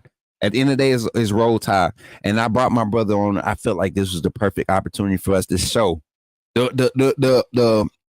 not saying that you're crazy for thinking it might not work. You can have your opinion. But I feel like this conversation created some level-headedness across our fan base with how we should approach evaluating this defense. I'm telling you right now, because it's going to be a time this season where this defense is going to be needed to be leaned on. And these 75 snaps that they had to play in this game, or 78 snaps, I forget how many it was. It was the first time they played over 60 snaps this season. As bad as you all think we've been in not getting off the field, this was the first game where we've been on the field for that many snaps. There's going to be a time where the defense is going to be conditioned to play that, and they're going to come up huge. It might be an LSU game playing in Baton Rouge. It might be that. It might be 3rd Saturday in October, 2 weeks from now, where we need it against Tennessee. So it's all the method to the madness. I say I don't care to critique this staff's their approach to handling these players. This is a whole new generation of football, and we got to accept it as football fans. But KB, final thoughts on South Carolina game, score prediction if you got one. Well, I think I did a score prediction yesterday. I wrote it down. It's somewhere around here. But anyway, I did a score prediction yesterday. I know I got us in the 40s. You know what I'm saying? Yeah. So let me see what I got. He done went and got to the pad, y'all. He done went and got the pad out. I got Alabama 46 27. That's what I got. But now, I think I'm going to have to change my score prediction. I'm going 46-13. That's what I'm going. 46-13? 46-13. I think our defense is good enough, even though we had a debacle last week. I think our defense is good enough to hold South Carolina to only 13 points. And the reason why, they don't have a very good passing game. Yeah. They don't. Between the two quarterbacks, they only got 5 touchdowns this year. Yeah. 5 touchdown passes. So I think we can hold them to 13 points. So 46-13. I'm looking for our dominant defense to come out and be dominant and establish, basically put their stamp on this game from the first series. That's what I'm looking for. 100%, man. I like that. All right, you spoke more on the defense. I'm gonna give my prediction, my score prediction. I'm gonna speak more on the offense. I'm gonna go with a similar score. But I think I'm gonna see. I'm feeling more so of a 41-12, 41-13. 41-13. I don't think we pressed the issue with scoring this game. I think this staff offensively comes in with a mindset to find out how to extend drives. And for that reason, I think we see our defense be better on third, getting off the field on third and passing, 3rd and 5+, which we struggle with the last 2 games, 3rd and 5+. But I see us giving the offense more opportunities to create long drives. So for that reason, if we can get 10, 11 drives in this game from our offense, that's a successful day. Time of possession, we need to see more of the 60-40 load our favor. Right. In time of possession, as far as possession of the ball, I think we see the passing attack. South Carolina is going to play a lot of man. They're going to be aggressive. How do we attack it? Do we continue to focus on the deep threat, or do we continue to develop our intermediate passing game, which has, I want another number guy. Y'all know Jalen Monroe has the highest completion percentage in intermediate passes. That means passes from 10 to 19 yards. He has the highest completion percentage in college football right now. Right now, sitting at 87% completion rating. I forgot who put the stat out. It was on ESPN. 87% compared to last year's 67% from intermediate. 47% of his pass attempts have been intermediate passes, y'all. So let's kill this narrative. His quick passes have the percentage of volume has dialed down this year. The deep ball is still his number 1 pass, but the intermediate pass, the very pass that they said he could not complete, that he would struggle with, that's his best pass right now this year. So I'm going 41-13 Alabama. And that's with our defense being the lead, our offense coming out and creating some 6, 7, 8 minute drives, man. If we can average 6:15 a drive in this game, that's a good game for us. Oh yeah, and another thing I want to see from the defense is creating turnovers, win the turnover battle. Yes. So I think with South Carolina, you have opportunities too, man. Sellers is not the best. He's not. I don't think Beamer and that offensive staff, I don't think they're going to put him in a lot of situations. If they could slow it down and keep it close, they won't put him in a lot of situations to drop back and try to read the coverage. I don't think they won't set him up like that. They know how big of a game this is. You know, they're coming into our house. They want to try to contain him and manage him as much as possible. They're not going to give him a lot of free will. And most teams against most coordinators against aggressive defensive styles like Alabama contains, they get beat like that because you're trying to rush or speed them up. How effective can our front be without committing 5 and 6 as a resource? Can we stay with 4? Can we stay with 3 and be effective? Can we get delayed pressure and can we get our guys to bail out in the right lanes to create the second or hesitant look? That's what I want to see. I want guys flying around offensive wise, physicality in the trenches. Offensive line, oppose your will. I think the offensive line has done good. Slow down on the early penalties that have been kind of killing drives. It hasn't been a lot of them.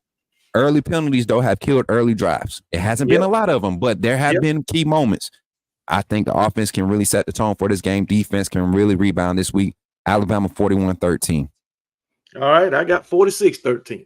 Like, hey, when we and then post game show, man. I don't know what you be doing after the game this weekend, but I would love if you catch out. I know you do your post game show sometimes, but if you're not live this weekend, man, I would love for you to either call in and have a 30-minute segment or come on the live and really break this thing down, man. I think people love this collab, man, and I love it too. I enjoy chopping it up with my big bro KB.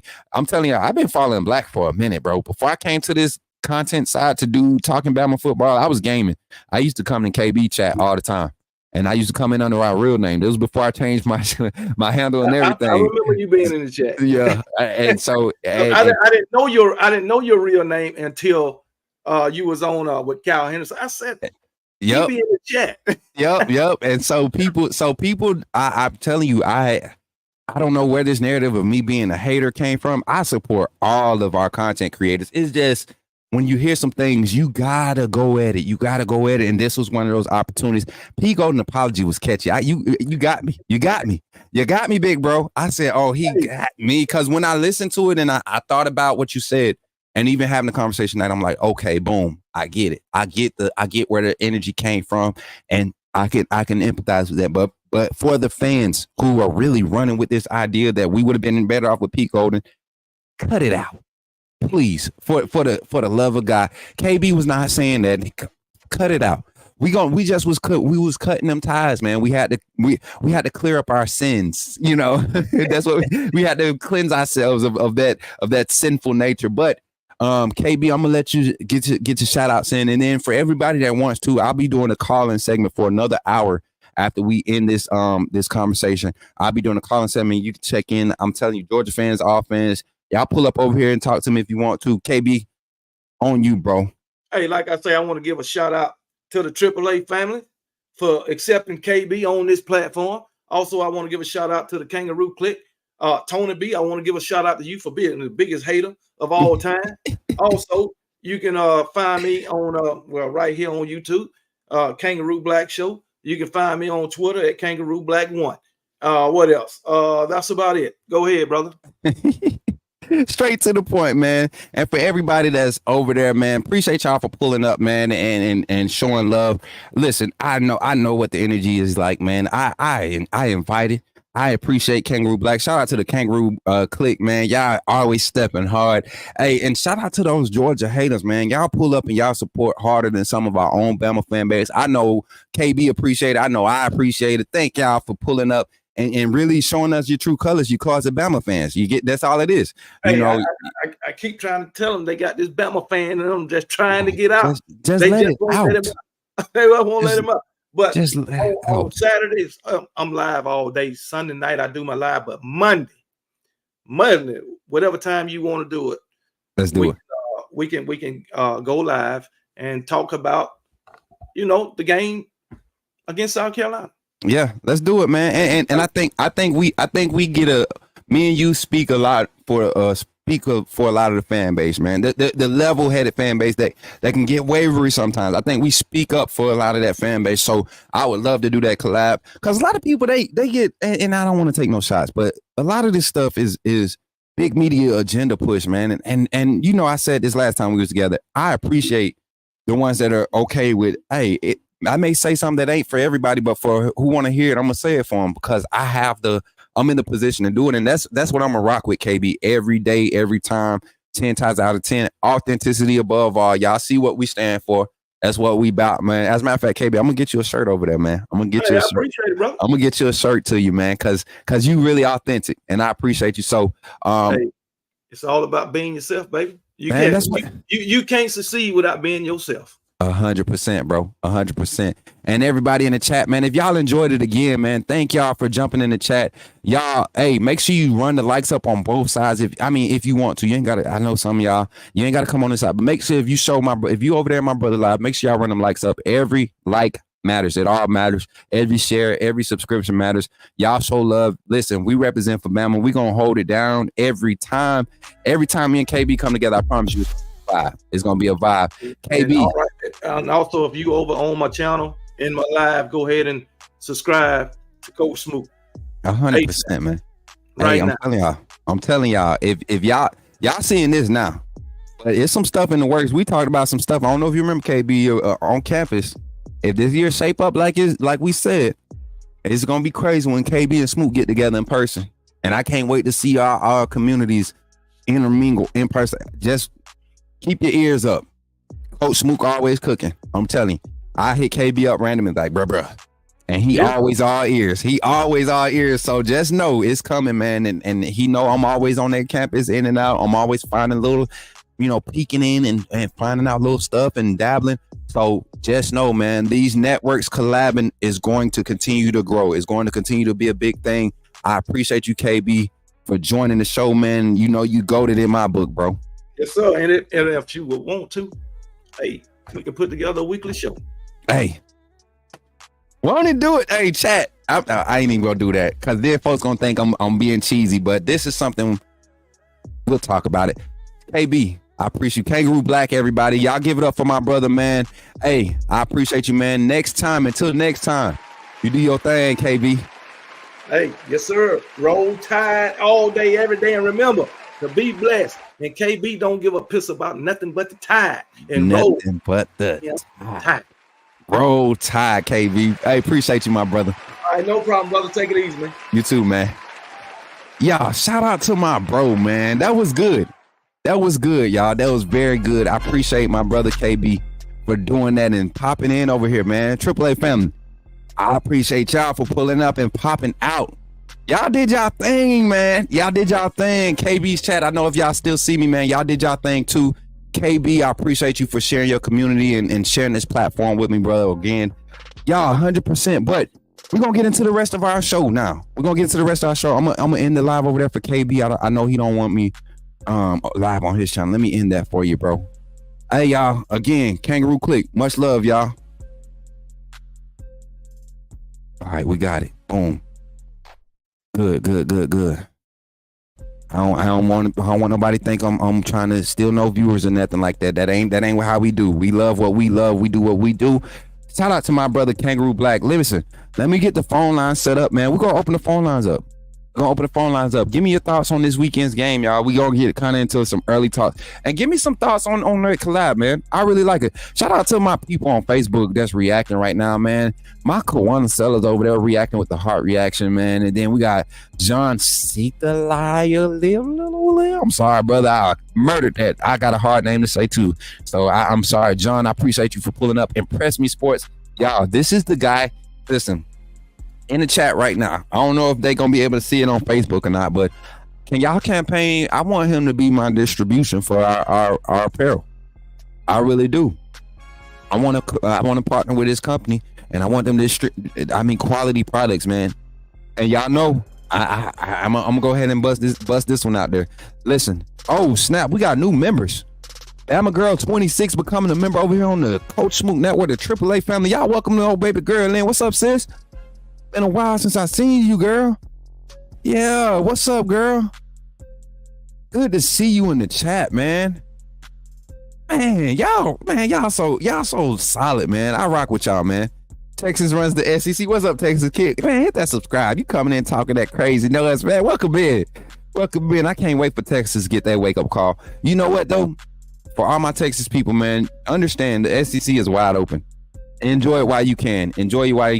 Kimberly doing her do, man. This is what I'm talking about. I love my AAA showing up.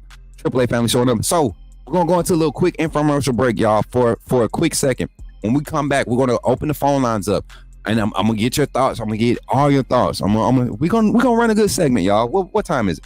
It's still early. It's 6:45 my time.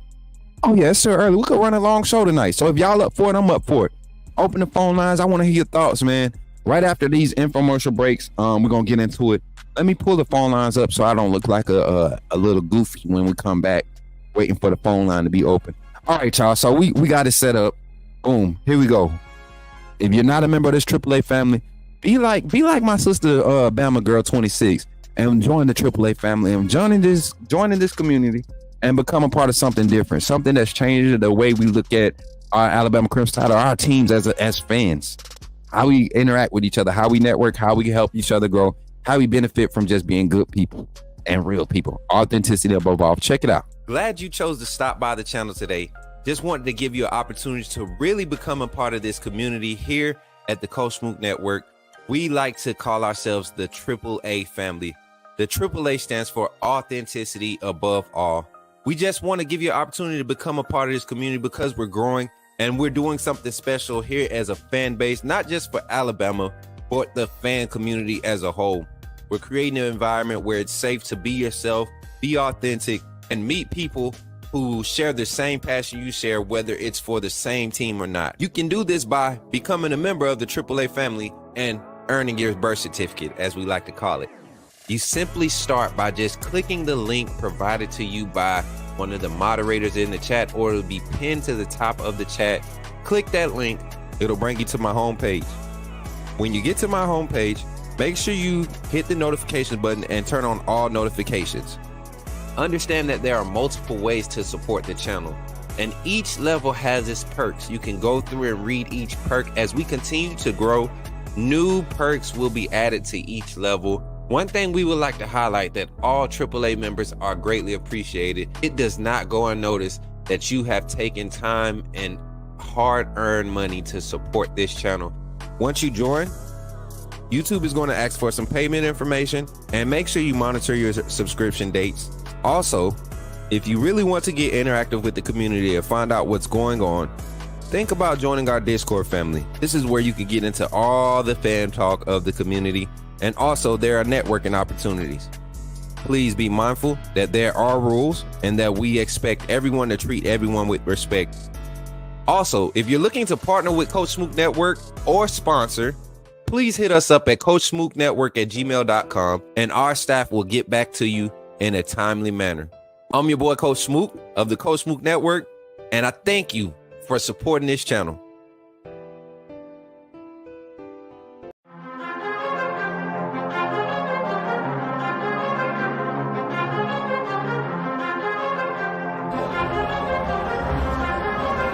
Leandre Gotate Gius.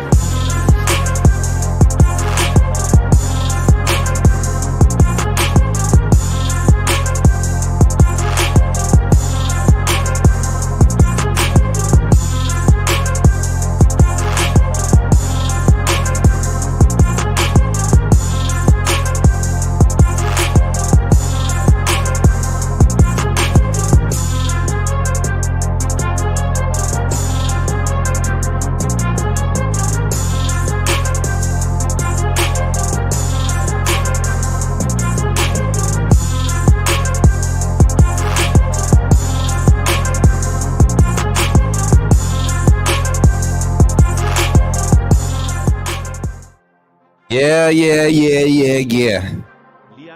I love that beat, man. Hey, that's that dance flow beat. Y'all remember the dance flow beat, ladies? That's that dance flow beat.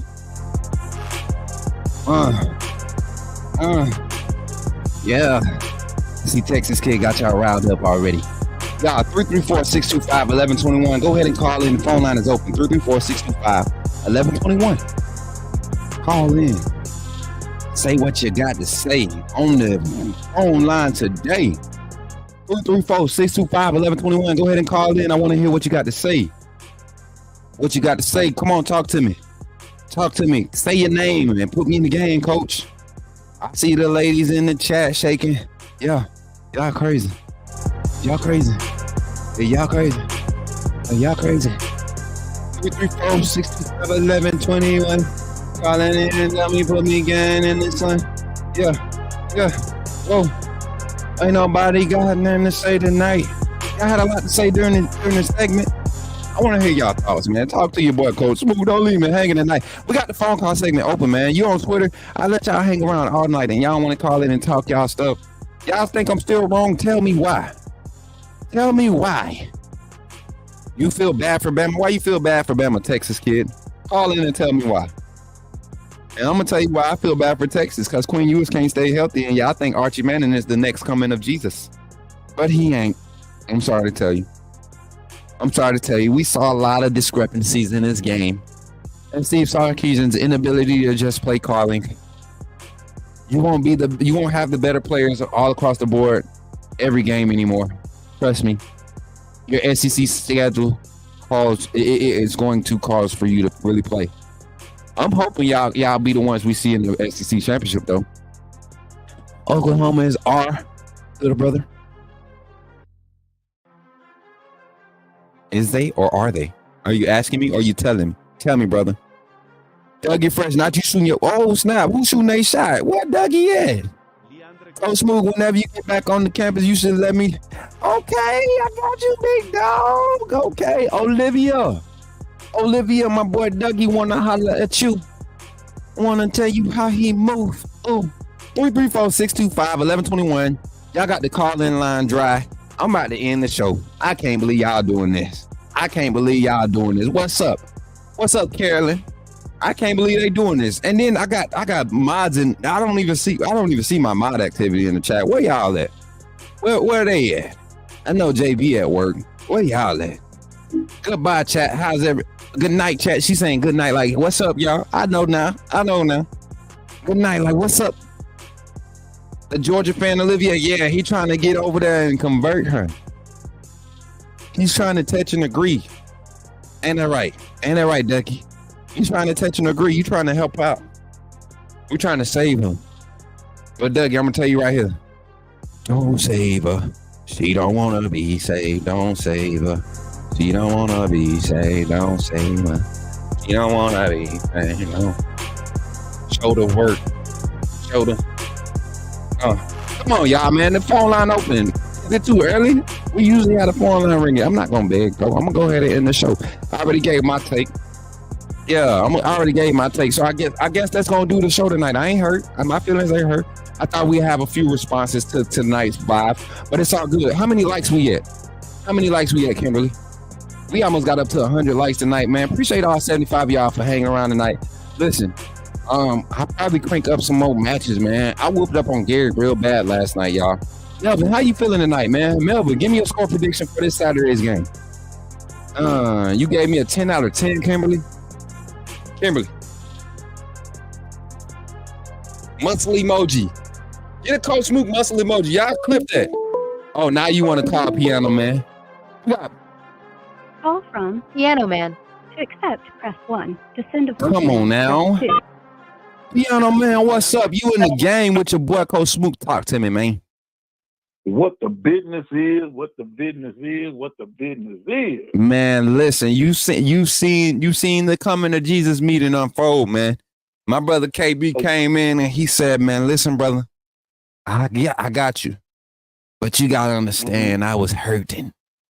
And I need you to empathize with me, brother. I was hurting bad. And I might have let my most get, but we do need to see this team. What's your thoughts on me and KB conversation? Then give me your thoughts on South Carolina if you want to, brother. Well, the first thing I want to say to KB, man, I salute you, but always remember that hurt people hurt people. Hurt people now. And I want to let him know publicly, if he's still listening, when I saw that last night, that hurt me because I had already said I wasn't going over there no more. But sometimes all it takes is just some understanding. Yeah. And listen to the other side. Sometimes you just got to be understanding. You know, hey, stand on what you stand on, and there's nothing wrong with that. You know, standing on what you're standing on. But but sometimes you got to listen to the other side. So now that I've heard his side of the story, and you all collaborating. Now I've got a lot more understanding of how he feels. But next time, word your statements a little bit more correctly. Give some disclaimers along the way so we won't be feeling some type of way.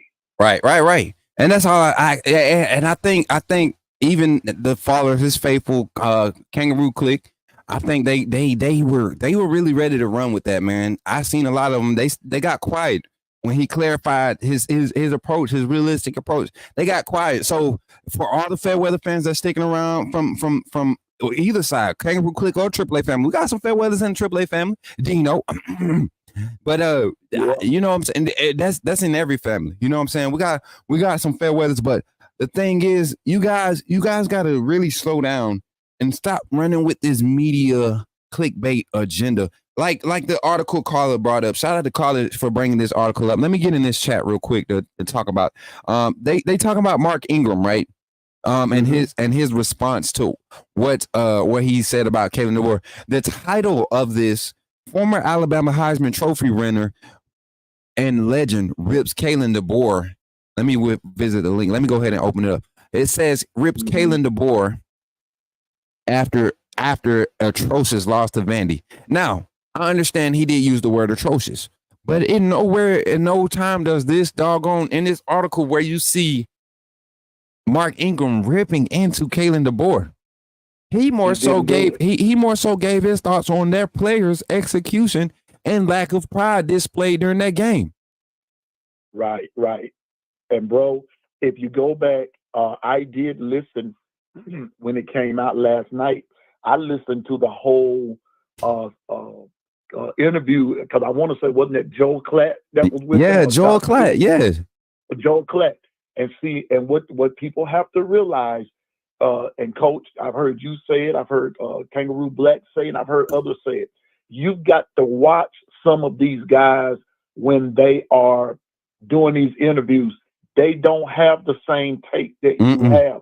So you have to know when they feeding you bull crap. Yeah. You got to know when they're trying to set you up. And what was wrong, he was trying to set Mark Ingram up. You got to go back and listen to the whole clip. He committed the number one rule that Coach Smook I'm gonna say this, that Coach Smook can't stand. Don't try to set me up. Don't put words in my mouth. If you're gonna record me, say what I said. Yep. Don't insinuate nothing. Don't assume. But that's what Joel Klatt did, and they took bits and pieces of what Mark Ingram said and created this clip that was totally false. Because when you go back and you listen to the whole thing, he never ripped Coach DeBoer. Never. Matter of fact, he didn't even rip Malachi Moore. What he did say was, hey, I salute him for what he did because he was passionate about the game. But what the defense has to do is tighten up because that was atrocious. And that's how all that got started. And this is this, I want to reference this statement here. He said they weren't sound on their assignments. You got to know who has the dive back, who has the quarterback, who has the pitch man. We had people that were stagnant, sitting there kind of hesitant, and that's what you want. That's what you want out of an option offense. I ran it with the Ravens, and that's what you want. People who are standing still, kind of indecisive. That's where you take advantage of a defense like that. Not once did he didn't commit to saying that the defensive play call wasn't there. Guys, he was talking about players executing. And for everybody, and that's why I'm gonna keep on echoing this. The fan base needs to chill on this fire Kane Womack situation. This man, and shout out to my brother again. He has gone to everywhere he stopped and been a part of their defensive staff. Well, even as a linebacker coach and co-defensive coordinator, we've seen statistically those defenses gets better. That's right. So you have SEC assets. You can do the same in the SEC. 5 games in is not a good palette to judge. Go ahead, Piano Man. And Coach, need I remind all of us that if you go back and you check South Alabama, that's where Coach Womack came from. If you go back and check their stats on 3rd and long, these guys were like 16th in the nation last year. They did not give up long plays like that all the time. So, and our guys back there, Terrion Arnold, Caleb Downs, other guys that were back there were getting burnt like religiously. Yes. Xavier, okay, this Texas kid is on here and he's talking all this smack because I'm using 2 devices there, my brother. This Texas kid is talking all this smack. I'll give you something, Texas kid. Y'all beat us last year. Yes, you did. You beat us. I'll give you that. You beat us. Xavier Worthy killed us. Yes, he did. But I got a question for you. Where were y'all in the Oklahoma game? You live by it, you die by it, my brother. Remember that. And I'm going to just tell you something else. I'll tell you something else. Deep down inside, if the stars had of aligned just right, you deep down inside, y'all did not want us in a rematch game. Nope. And you know this. You didn't want that. You didn't want it. No smart coach, Piano Man. No smart coach wants to see a team twice. I guarantee you, Kalen DeBoer and his staff do not want to see Georgia again. Not with the same problems. Not right now. They do not want to see Georgia in week 8. Okay. So I think where we get to finally evaluate this team, finally taking a bad game and seeing how do we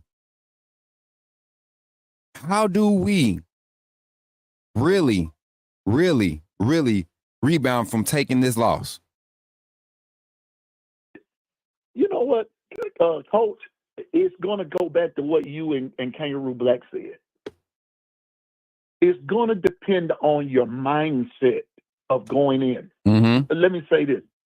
Can you put Vanderbilt behind you?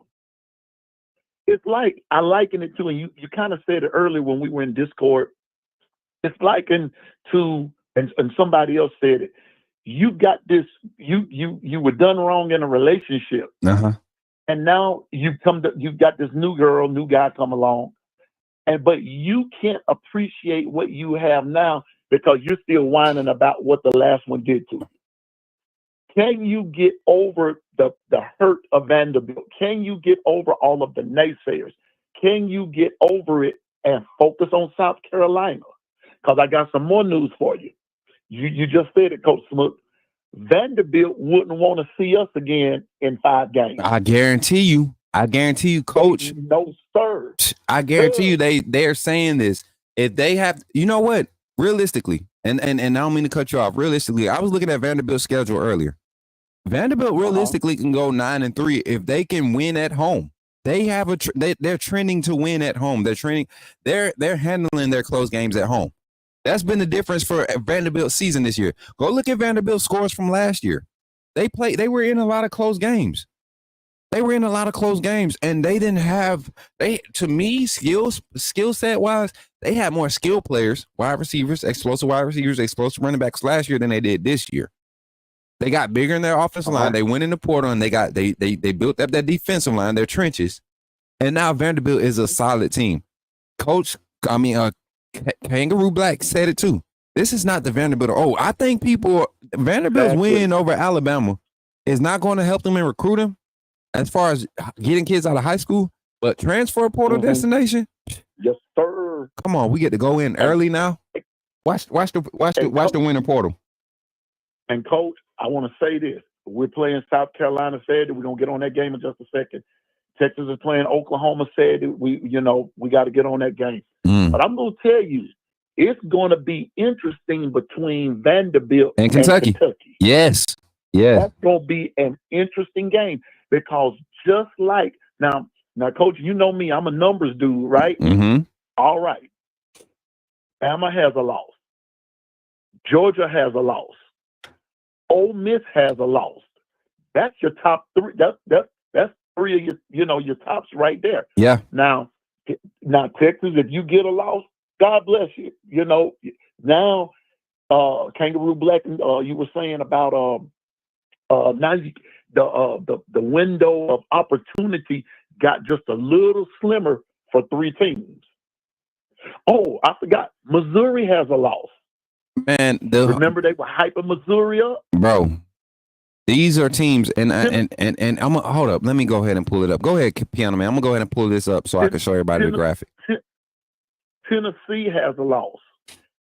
Texas kid, whoever you are, the Astros better than the Yankees. Go take your medicine, son.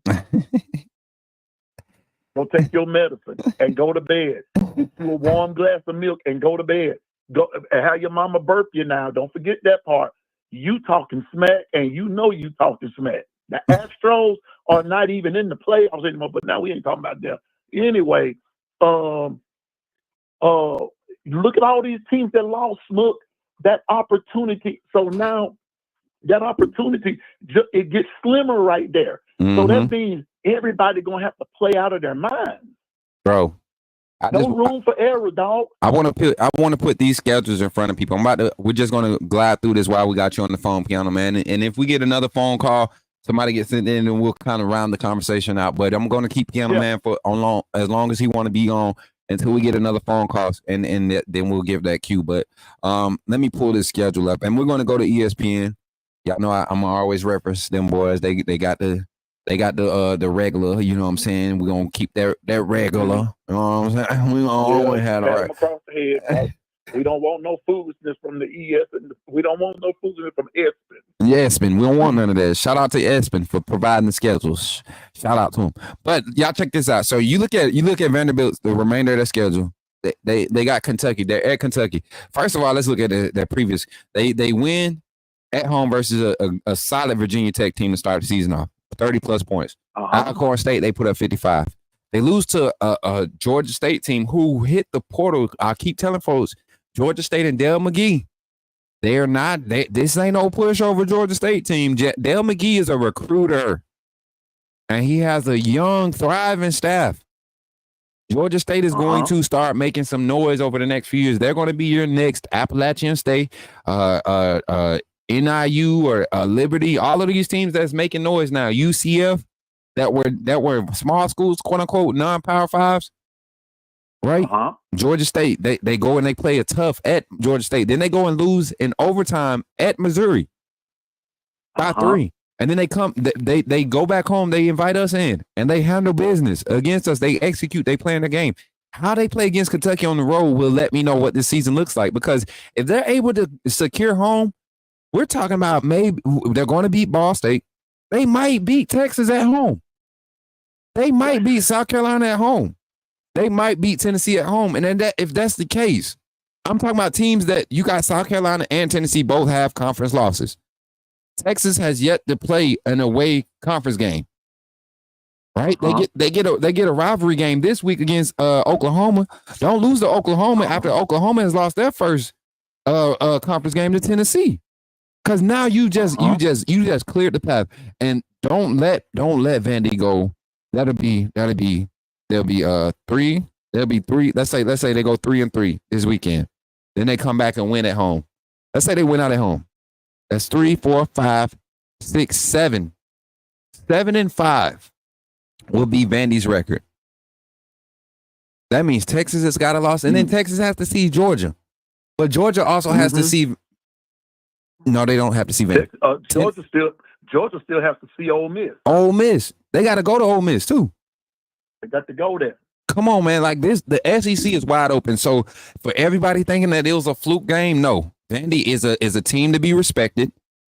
I don't care about a brand anymore. The college football is taking that away from us, y'all.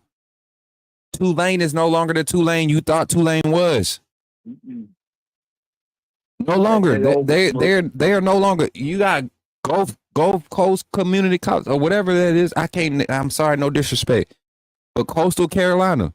This is a team. If you mess around and let them stick around for 3 quarters, they will have you on the news. ESPN top 10 upsets. They will have you there. So that's my thoughts on the season. Listen, this Saturday, let's talk about it. Let's break it down. Alabama versus South Carolina. I got a good feeling that this team has we're playing at home. If we see the same problems at home, now I'm coming into next week with a different energy, a different approach to what this defense is doing, how effective Kane Womack is getting through to these players. Yeah. My thing right there, Coach, is, the offense, first of all, going into the season, we never had any problems with saying the offense wouldn't score. We just more or less, we didn't. A lot of the fans were just hollering, Miro couldn't do this, couldn't do that. Now he's improved you wrong. So now they're trying to find something else to fuss about, like Coach DeBoer's wardrobe on the sidelines and things like that. They're finding everything that they can fuss about to demean the team. But I believe that the fact of the business is going to be that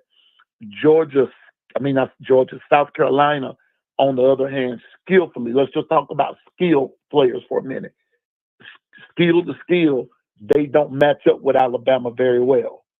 So what's going to have to happen is heart is going to have to take place. But as far as the defense goes, let's just deal with defense because that's where our Achilles heel is right now. The defense has to play lights out. Right. Got to play smart. They have to do what they're supposed to do.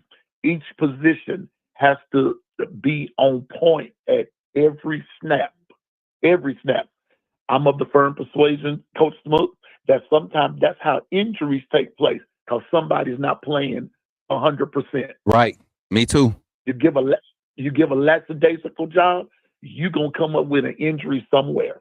Yeah. Now, that's not to say that's every time because I've seen some guys give it 100% and they get injured. So injuries are a part of the game. But what I am saying is some of these injuries are coming about because they're not giving it their all. Standing around when the play is being, the whistle hasn't blown yet. Why are you not attacking the pile? Why are you not driving your legs? You're sitting there ripping at the ball, standing still, ripping at the ball. You don't even have your hands on it. You're doing this.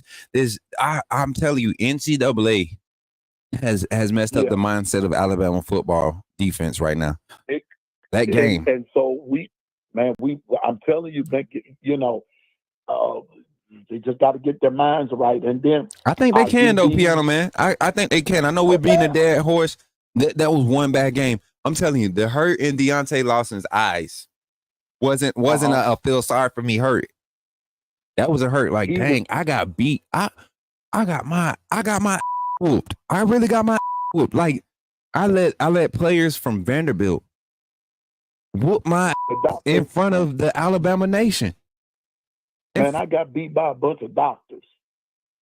Like, I got beat by an accountant. And there's no disrespect at Vanderbilt players. I respect any collegiate athlete that plays on the D1 level. But I'm just saying, as an Alabama fan, that's where I can coincide with the some of the fair weatherness that was exposed this weekend. But going into South Carolina, I think this is the game, man. This is the game. Alabama needed one of these early in 2009. A close call against Tennessee, against a horrible Tennessee team. Third Saturday, October 2009. We had a close call against that trash Tennessee team. And it turned this team around. Everybody wants to compare, the nature of coaching styles and all of this. Coach Saban was so militant and animated at the beginning of his tenure. That was for that day and age. That was when you could actually slap a player. And you ain't have to worry about media seeing it. Now, day and age, if you slap a player across the helmet, you might be in front of the NCAA. That's a lawsuit. You fired. You it's over for you. Whether you're Division I, Division II, 3, 50, it don't matter. Slap a player now and it's all over with. I'm a teacher in the classroom. You got to even be careful of how you talk to a student. Man. We're living in a soft age, Coach. And so that's where it is. But I believe we're going to make that rebound. We got to come back. Because I don't want to, the first thing, I don't want to hear no more talk about Vanderbilt. That's over, it's done. Yeah. I don't want to hear anything about Tennessee. Hold on, Piano Man. We got a young Texas fan in here. You making excuses for taking the L? Is that what we doing? He said Texas kids said first of all, he said we don't choke games like Bama is different down here in Texas. Show me a national championship. Show me a national championship in this current college football era. Show me a national championship. Since the BCS era. We don't even have a BCS. That trophy that you got, that national championship trophy you got, is a fake. It's a fake crystal ball trophy now. It's been up so long, it's deteriorating. All right, you haven't been taking care of it. You sniffed one last year and couldn't finish. We've seen that trophy. We've seen that trophy 4 times already. What are you talking about, youngin? Kid, I told you to go take your medicine, get you some milk, and burp. Go to bed.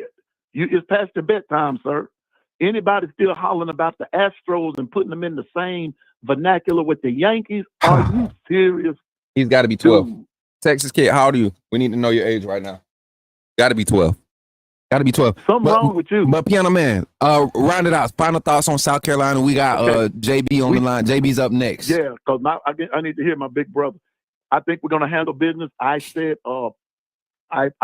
I said 43-17. But I think I want to change my score. I'm going to go with more like 49-17. Mm. I'll get, and the 17 is gonna come with garbage time. I believe our first teamers on both ends of the score. I'm looking for, and I've been saying it for the last 2 weeks. I'm looking for the defense to give me a pick six. I'm looking for the defense to force some turnovers and score on the defense. I'm looking for some turnaround. That's what I'm looking for. 49 to what I say, 49-16, 49-17. 49-17. 49-17. And I think Jalen Milroe is going to go off. But I also believe this will be the game that Jam and Justice, our running backs, we're going to take it down. We're going down through there. 100%, Piano Man. Appreciate you for calling in, bro, and roll tide. Roll tide, my brother. Roll tide. Yes, sir. Yes, sir. What's that dude's name? Texas Kid.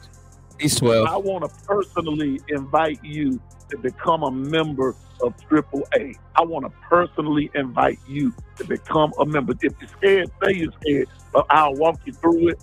I'll hold your hand.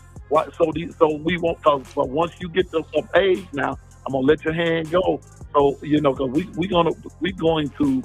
we want to baptize you. Repent while there's still time, sir. We want you to repent of all that what you said, because we know you don't know no better. We know you don't know no better, but we understand. But come on over to AAA. Join the Coach Smook Network, man. It will change your life. All right, Coach, I'm out, bro. 100%, Piano Man. 100% roll tide, baby. Yes, sir. Yes, sir. Listen, hey, Texas Kid, you real reckless with this Texas stuff. Like, you know that your first time in the playoffs was last year? Like, you got to be 12, man. And I want to apologize to your parents for them not. As a matter of fact, your parents owe us an apology for not getting you set. Like, you coming into the SEC talking like you really did something, bro. You're 5 games into the season. Like, come on. From JB, put me in the game, Coach. Yo, JB, what's up, brother? You in the game? Talk to me, man. What's good with you, fella? Man, you already know what time it is, man. We got a little Texas fan in here, young Texas fan, popping their stuff, talking all this craziness like Texas done beat somebody. Texas Kid, you know what? You 18? Oh, that's exactly the reason why you still wet behind the ears. That's the problem. Let me talk to him real quick, because he wanted to come from my Yankees real quick. Oh, hold on. You said the Houston Astros, they're good at cheating. That's a great point right there. They're good at cheating. Matter of fact, are they even in the playoffs right now? I don't think so. Let's get back to the football. You said Texas is good at winning. We haven't seen them win since Reggie Bush was in the league. That's just hilarious. I understand. You still drink Similac, it's cool. You still sleep in your mama's bed when you get a nightmare. It's fine. We appreciate it. It's cute. But don't you ever say Dallas Cowboys is America's team? No, they just put that label on there. The Yankees is America's team. 27 chips, bro. I think the only baseball team with a 3-peat and a 5-peat and a 4-peat. You can sit in the back with the rest of the fair weathers. Now we're gonna get on this football. Lord have mercy. We're gonna get back on this football now. For this game, because I'm done with Vandy right now. I keep talking about Vandy. I don't want to hear about Vandy no more. Hold on, JB. Can I finish Texas fan off? Go ahead. All right. So since 2000, Texas fan, before you were born, right? Before you were born. Oh wait, if you're 18, what's this? 2024? That means he was born in 2006. Since you were born, right. Texas fan. Since you were born, Texas has won the Big 12 won. 2 times. 2 times. Oklahoma owns y'all. Oklahoma has won it 1, 2, 3, 4, 5, 6, 7, 8, 9, 10, 11. The year you were born, Oklahoma has. What do you mean by winning? Like, you don't know what winning is, my guy. I'm sorry. You have never experienced winning on a consistent basis as a Texas fan. You have this misconception that Texas is good because you somebody taught you that. Somebody told you that. But Texas, since you've been alive, since 2006, Texas has been trash since 2006. Even last year, they come into the playoffs and they allowed Kalen DeBoer, and that hurt Washington offense, and that those 4 players that they were missing from their starting defense, you allowed them to keep you from going to the national championship. Since your Texas Longhorns are so good, since they're so good, you want to talk about what's happening relevantly today? Who has Texas played up until this point, my guy? Nobody. Michigan? And hopefully, come on, Michigan, find a quarterback for Michigan, and that's a different game. Michigan, that's the only team. Like, come on, find a quarterback for Michigan. Find a quarterback, and that's a different game. We're saying a different tune. You let that number 1 ranking fool you all you want. Please do. We like it. We like that energy. And don't mess around. Don't mess around and lose to Oklahoma and Georgia back to back. I can't wait to see this. Oh, and then y'all got Vanderbilt. Y'all got to go to Vanderbilt. Y'all might mess around and lose 3 in a row. In fact, Bama got more championships than y'all do conference wins.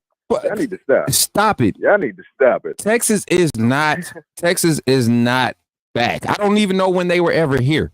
2005 is old, man. Vince Young is fat as right now, and he ain't doing nothing. He ain't coaching nobody. That's your great hope. That was the last time your glory days is Vince Young. You're riding on Vince. You're talking about big chains, fat do-rags, baggy dickies, and Air Force Ones. That's the last time your team was relevant. For real. Sorry to do it to you like that. Go ahead, JB. South Carolina game. We can move on. Yeah, we can move on. For the South Carolina game, honestly, what I want to see, dominance. I said it in the last time for the Vandy game, before the Vandy game started. I know I wasn't going to talk about it. I said I wanted to see long drives. Mm-hmm. I wanted to see long drives. Now we need to see long drives. We need to see our guys, our front line in the trenches, get nasty. That's what I want to see. Of course, I want to see a W, but that's what I want to see. Right. Because that's going to set up for the 3rd week in October. This game is going to set up for the 3rd week in October.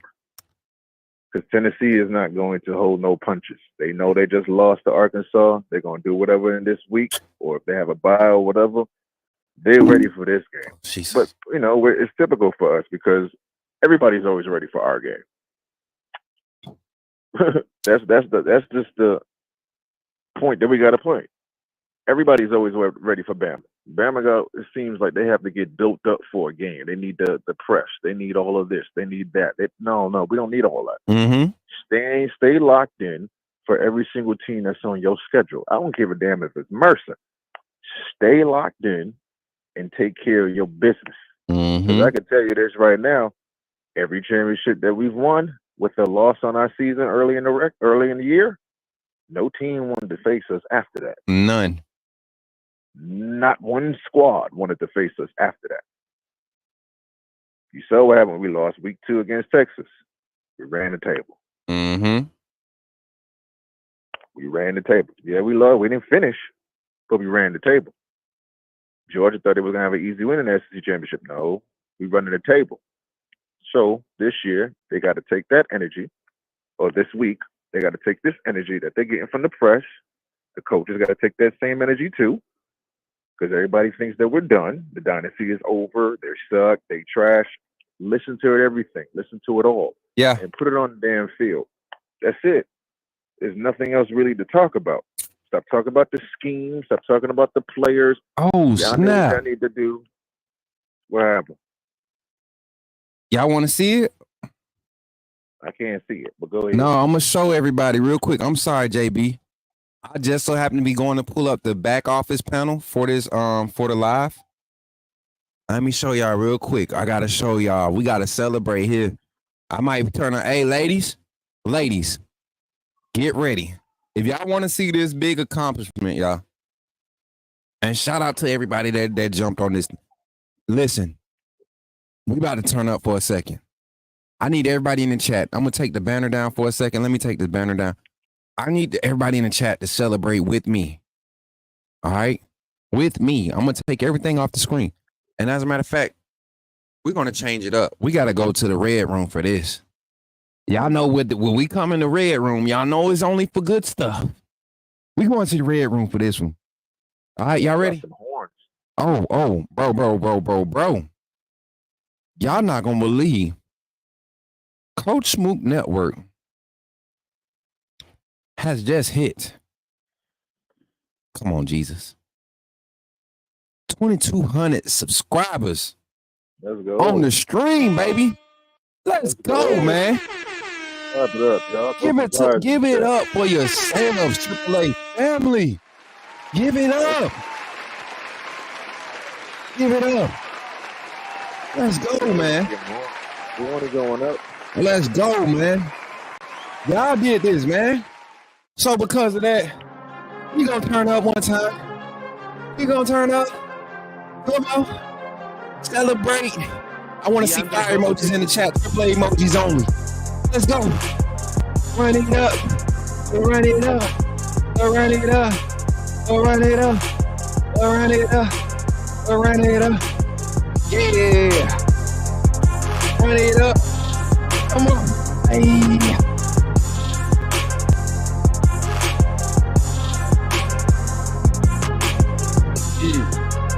2,200, baby. Let's go. Let's go. Let's go. Let's go. Let's go. Let's go. Let's go.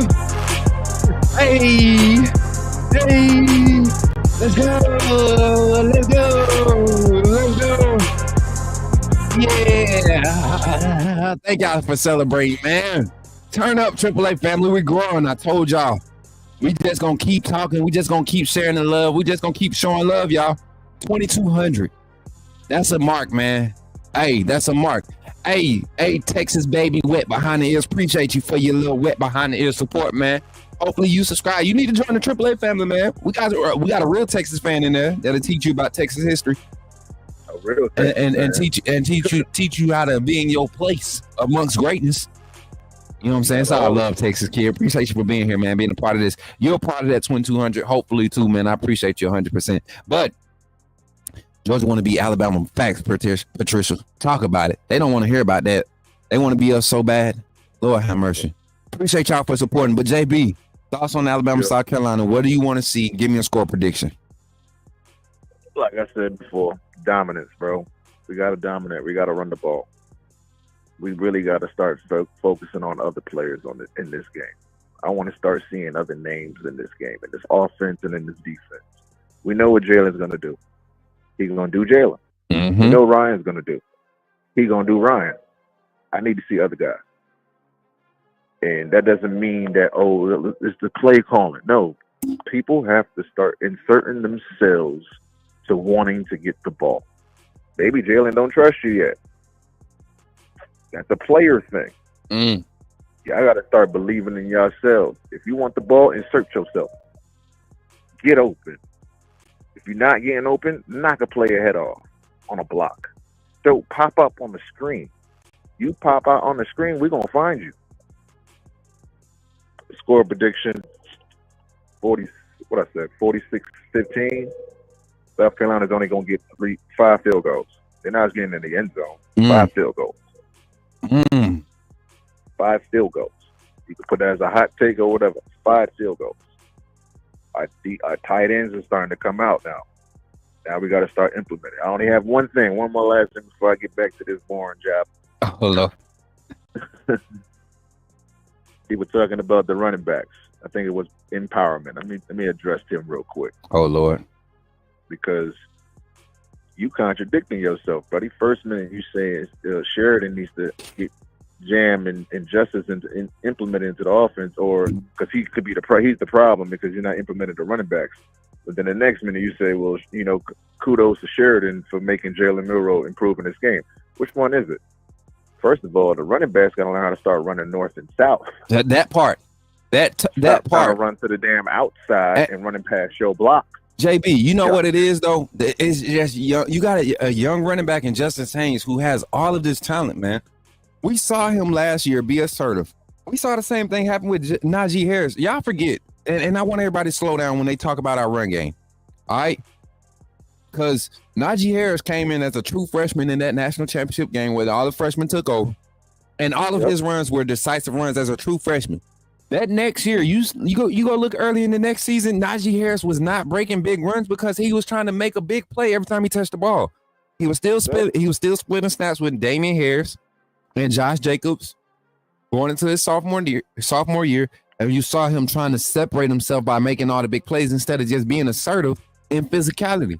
The moment Justice Haynes uses his frame and that body of work that he possesses, Justice Haynes could be at 65% and be more effective than a lot of the running backs across the country if he just be assertive in opposing his will and physicality when running the ball.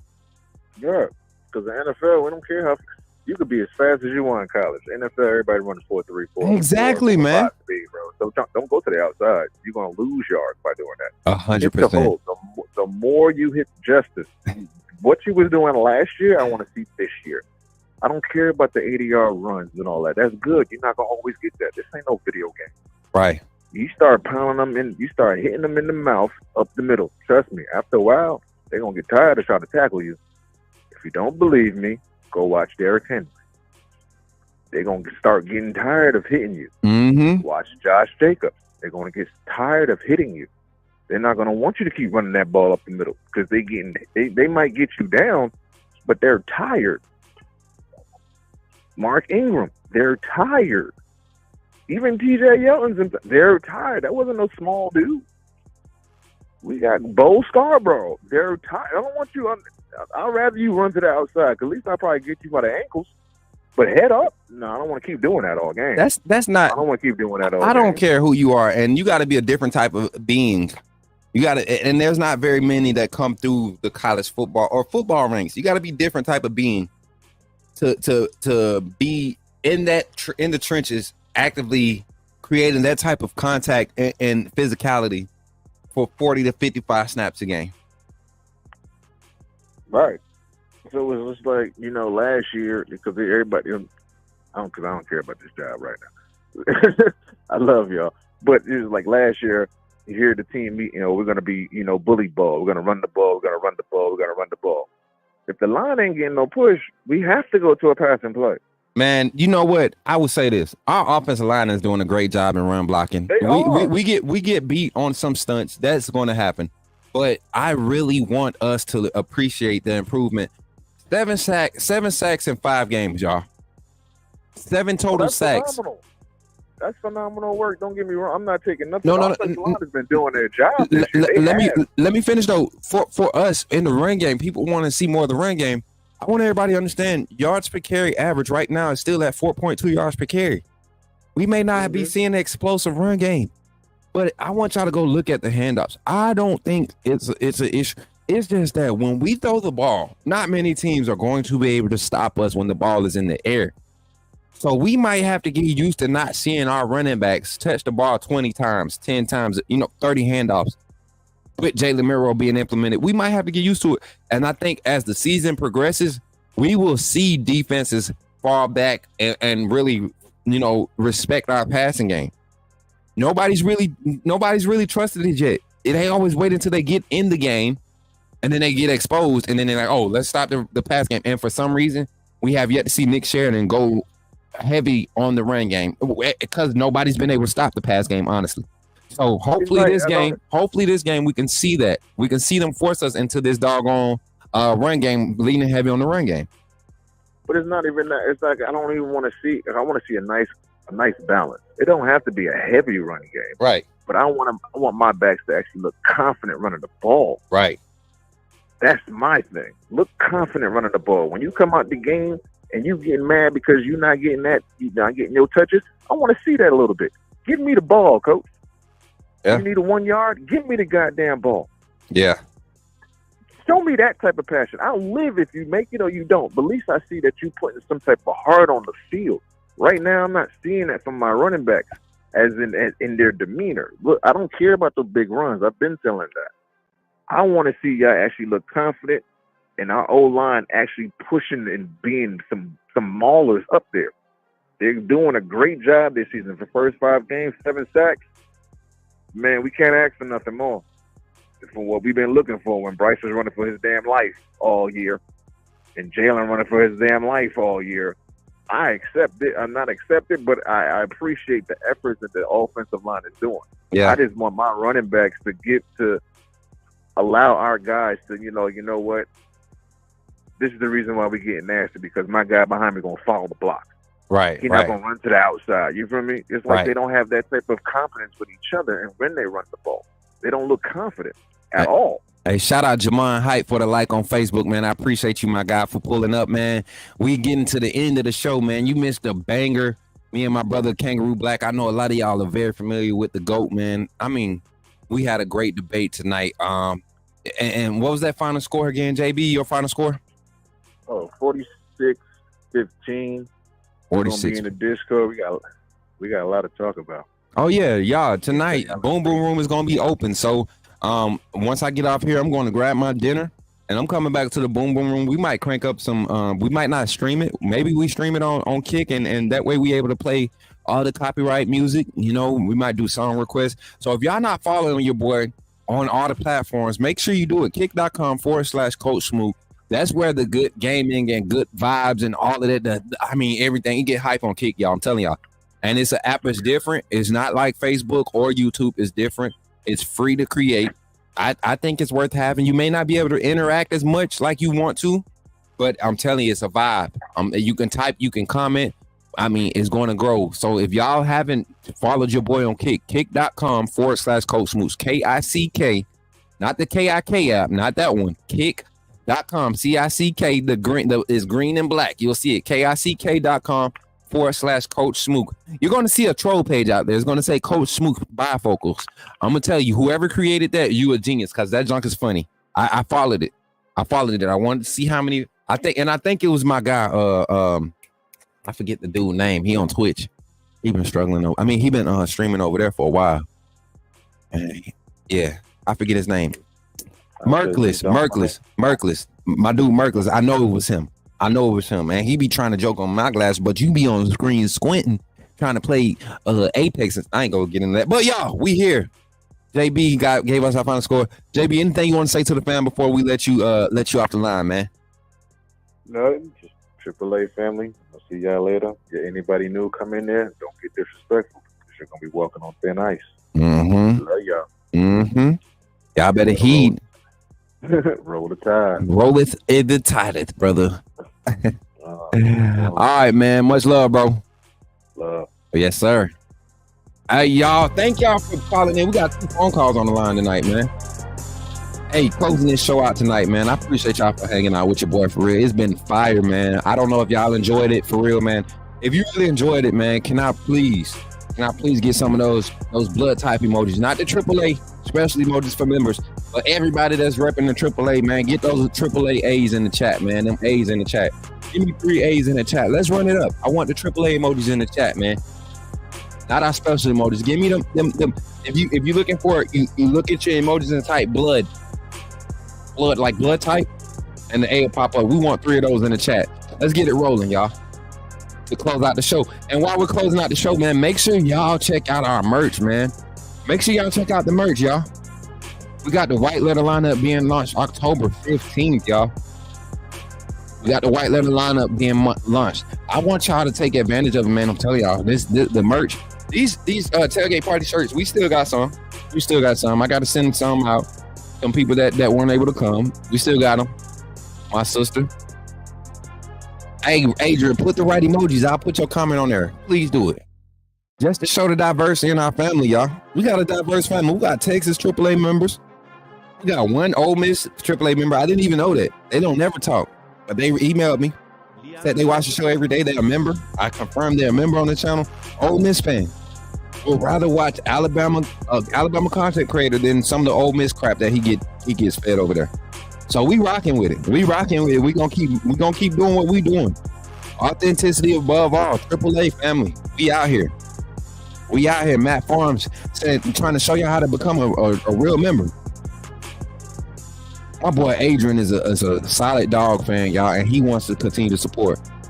Yes, there is Ole Miss content. Amanda put the blood emojis in this mug. I love it, man. I got you, Adrian. Go to that merch site, man. Yeah, hey, we got them in black and red too. We actually got them in black and red. As a matter of fact, since we talking merch, y'all take a minute, man. Take a minute and check out the merch. Adrian, I know you've been around for this. Go check out this black and red merch. Did somebody say put me in the game? The time has finally come. Here at the Coach Smook Network, we are officially launching our first merchandise line. We will have a lineup of t-shirts, long sleeve shirts, sweatshirts, and hoodies available, with more items to come in the future. The way you can find these items is by simply going to the YouTube page, clicking on the links, and you will see the Coach Smook Network merchandise link below.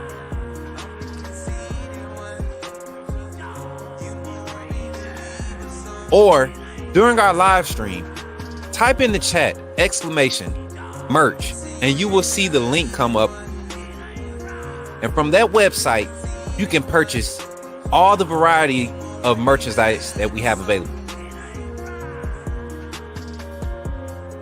Don't wait too long. Don't wait until it gets close to the end. Coach Smook Network is growing fast, and I'm glad to be a part of what we're building here. Thank you for your support, and go get your merch, man.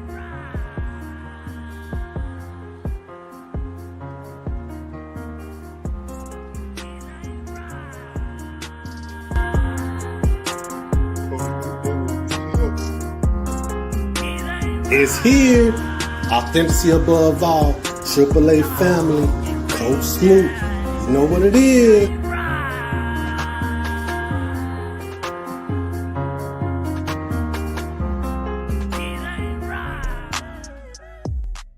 Let's get it. Hey, appreciate y'all for hanging out with your boy tonight, man. If you haven't already, make sure you have liked the stream and shared it, man. Shaquita Jefferson, thank you for pulling up. If you're the Shaquita I think I know, thank you, family, for pulling up. Even if you're not, thank you for pulling up. Everybody, Carolyn, love y'all, man. Appreciate y'all for pulling up. I appreciate y'all 100%, y'all. Y'all just don't know how much this means to me, y'all. Listen, a lot of people don't rock with how we move because it's just too raw. Pause. But for you that rock with Coach Smook and content creators like Kangaroo Black, you hear what I'm saying? High hazes of the crew, right? All that whining crap y'all seen. Y'all heard them call this show out, the Bama standard. All that whine. I don't care. Get mad at me. Say what you want. Say what you want. If you want to talk about it, we can go live and talk about it. I don't care. I'm with it. Ain't no disrespect. It's just how I feel. And that's the platform, y'all. So shout out to everybody, man. Shout out to man. I ain't gonna say the name. Because then they're gonna be like he tripping. I appreciate you for pulling up. You're very you're huge a monumental piece to this industry. I know you're watching. People probably wouldn't believe if it was you if you commented. Thank you for pulling up. Hopefully I did not disappoint with our approach tonight. Shout out to Kangaroo Black once again, y'all, for pulling up and adding some fire to the show, man. My brother gonna bring it every time. Shout out to my team, man. My moderators, if my moderators in the chat, listen, give me something. What we put in the chat, moderators? We got the SOS. We got the SOS emoji in the chat. Give me the SOS emoji in the chat for all my moderators, man. All my moderators in the chat. Give me the SOS. And I'm talking about my CSN, my team, man. My team. Give me some SOS. And we surprisingly, man, we got our first level 1. Somebody that's stepping up on the team. Y'all gonna see them starting to comment a lot more. He's gonna be driving the content, helping us get more exposure. Shout out to Wizzle, man, for expressing his interest in joining the team. If y'all want to figure out what it takes to really support this network, and it doesn't hurt to really just share it, y'all. Just share it and be active. If you want to contribute, let us know, man. Jump into Discord. Hey, I want to be part of the team. How we gonna continue to grow? How can I help us growing? It's the small things that matter, y'all. It's the small things that matter, and that can help this channel grow. And I appreciate y'all. Everybody that takes a moment to share this stream every time we on live, it means something. So I appreciate y'all, man. So with that being said, I want to say thank y'all for tuning in tonight. Shout out to our sponsors, Diamond Sports Group, Russell County Athletics, everybody, man, Standard Executive Security. And we y'all seen me give a little slight affiliate promo shout out to Ghost Energy Y'all going to see some stuff, promo codes and stuff as we continue to grow, man. We almost at that number to make that official. Shout out Ghost Energy that gave me that energy to carry through the night. And everybody else, W Energy, man. We still love y'all. We use y'all products too, man, even though y'all ain't been showing no love. We love y'all too. And everybody that contributes to the Coach Smook Network, thank you for doing what you do. Shout out to our sponsors. And then after that, y'all, we'll be ending the show. Stick around. Leave your comments in the chat so that we can highlight them. We're going to do our walkout, you know, that Howard talking out the side of your neck. I know y'all love that groove. Love y'all. And remember, when you see your boy Coach Smook, just holler at me and say, Coach, put me in the game. Roll Tide, SOS, AAA, we out here.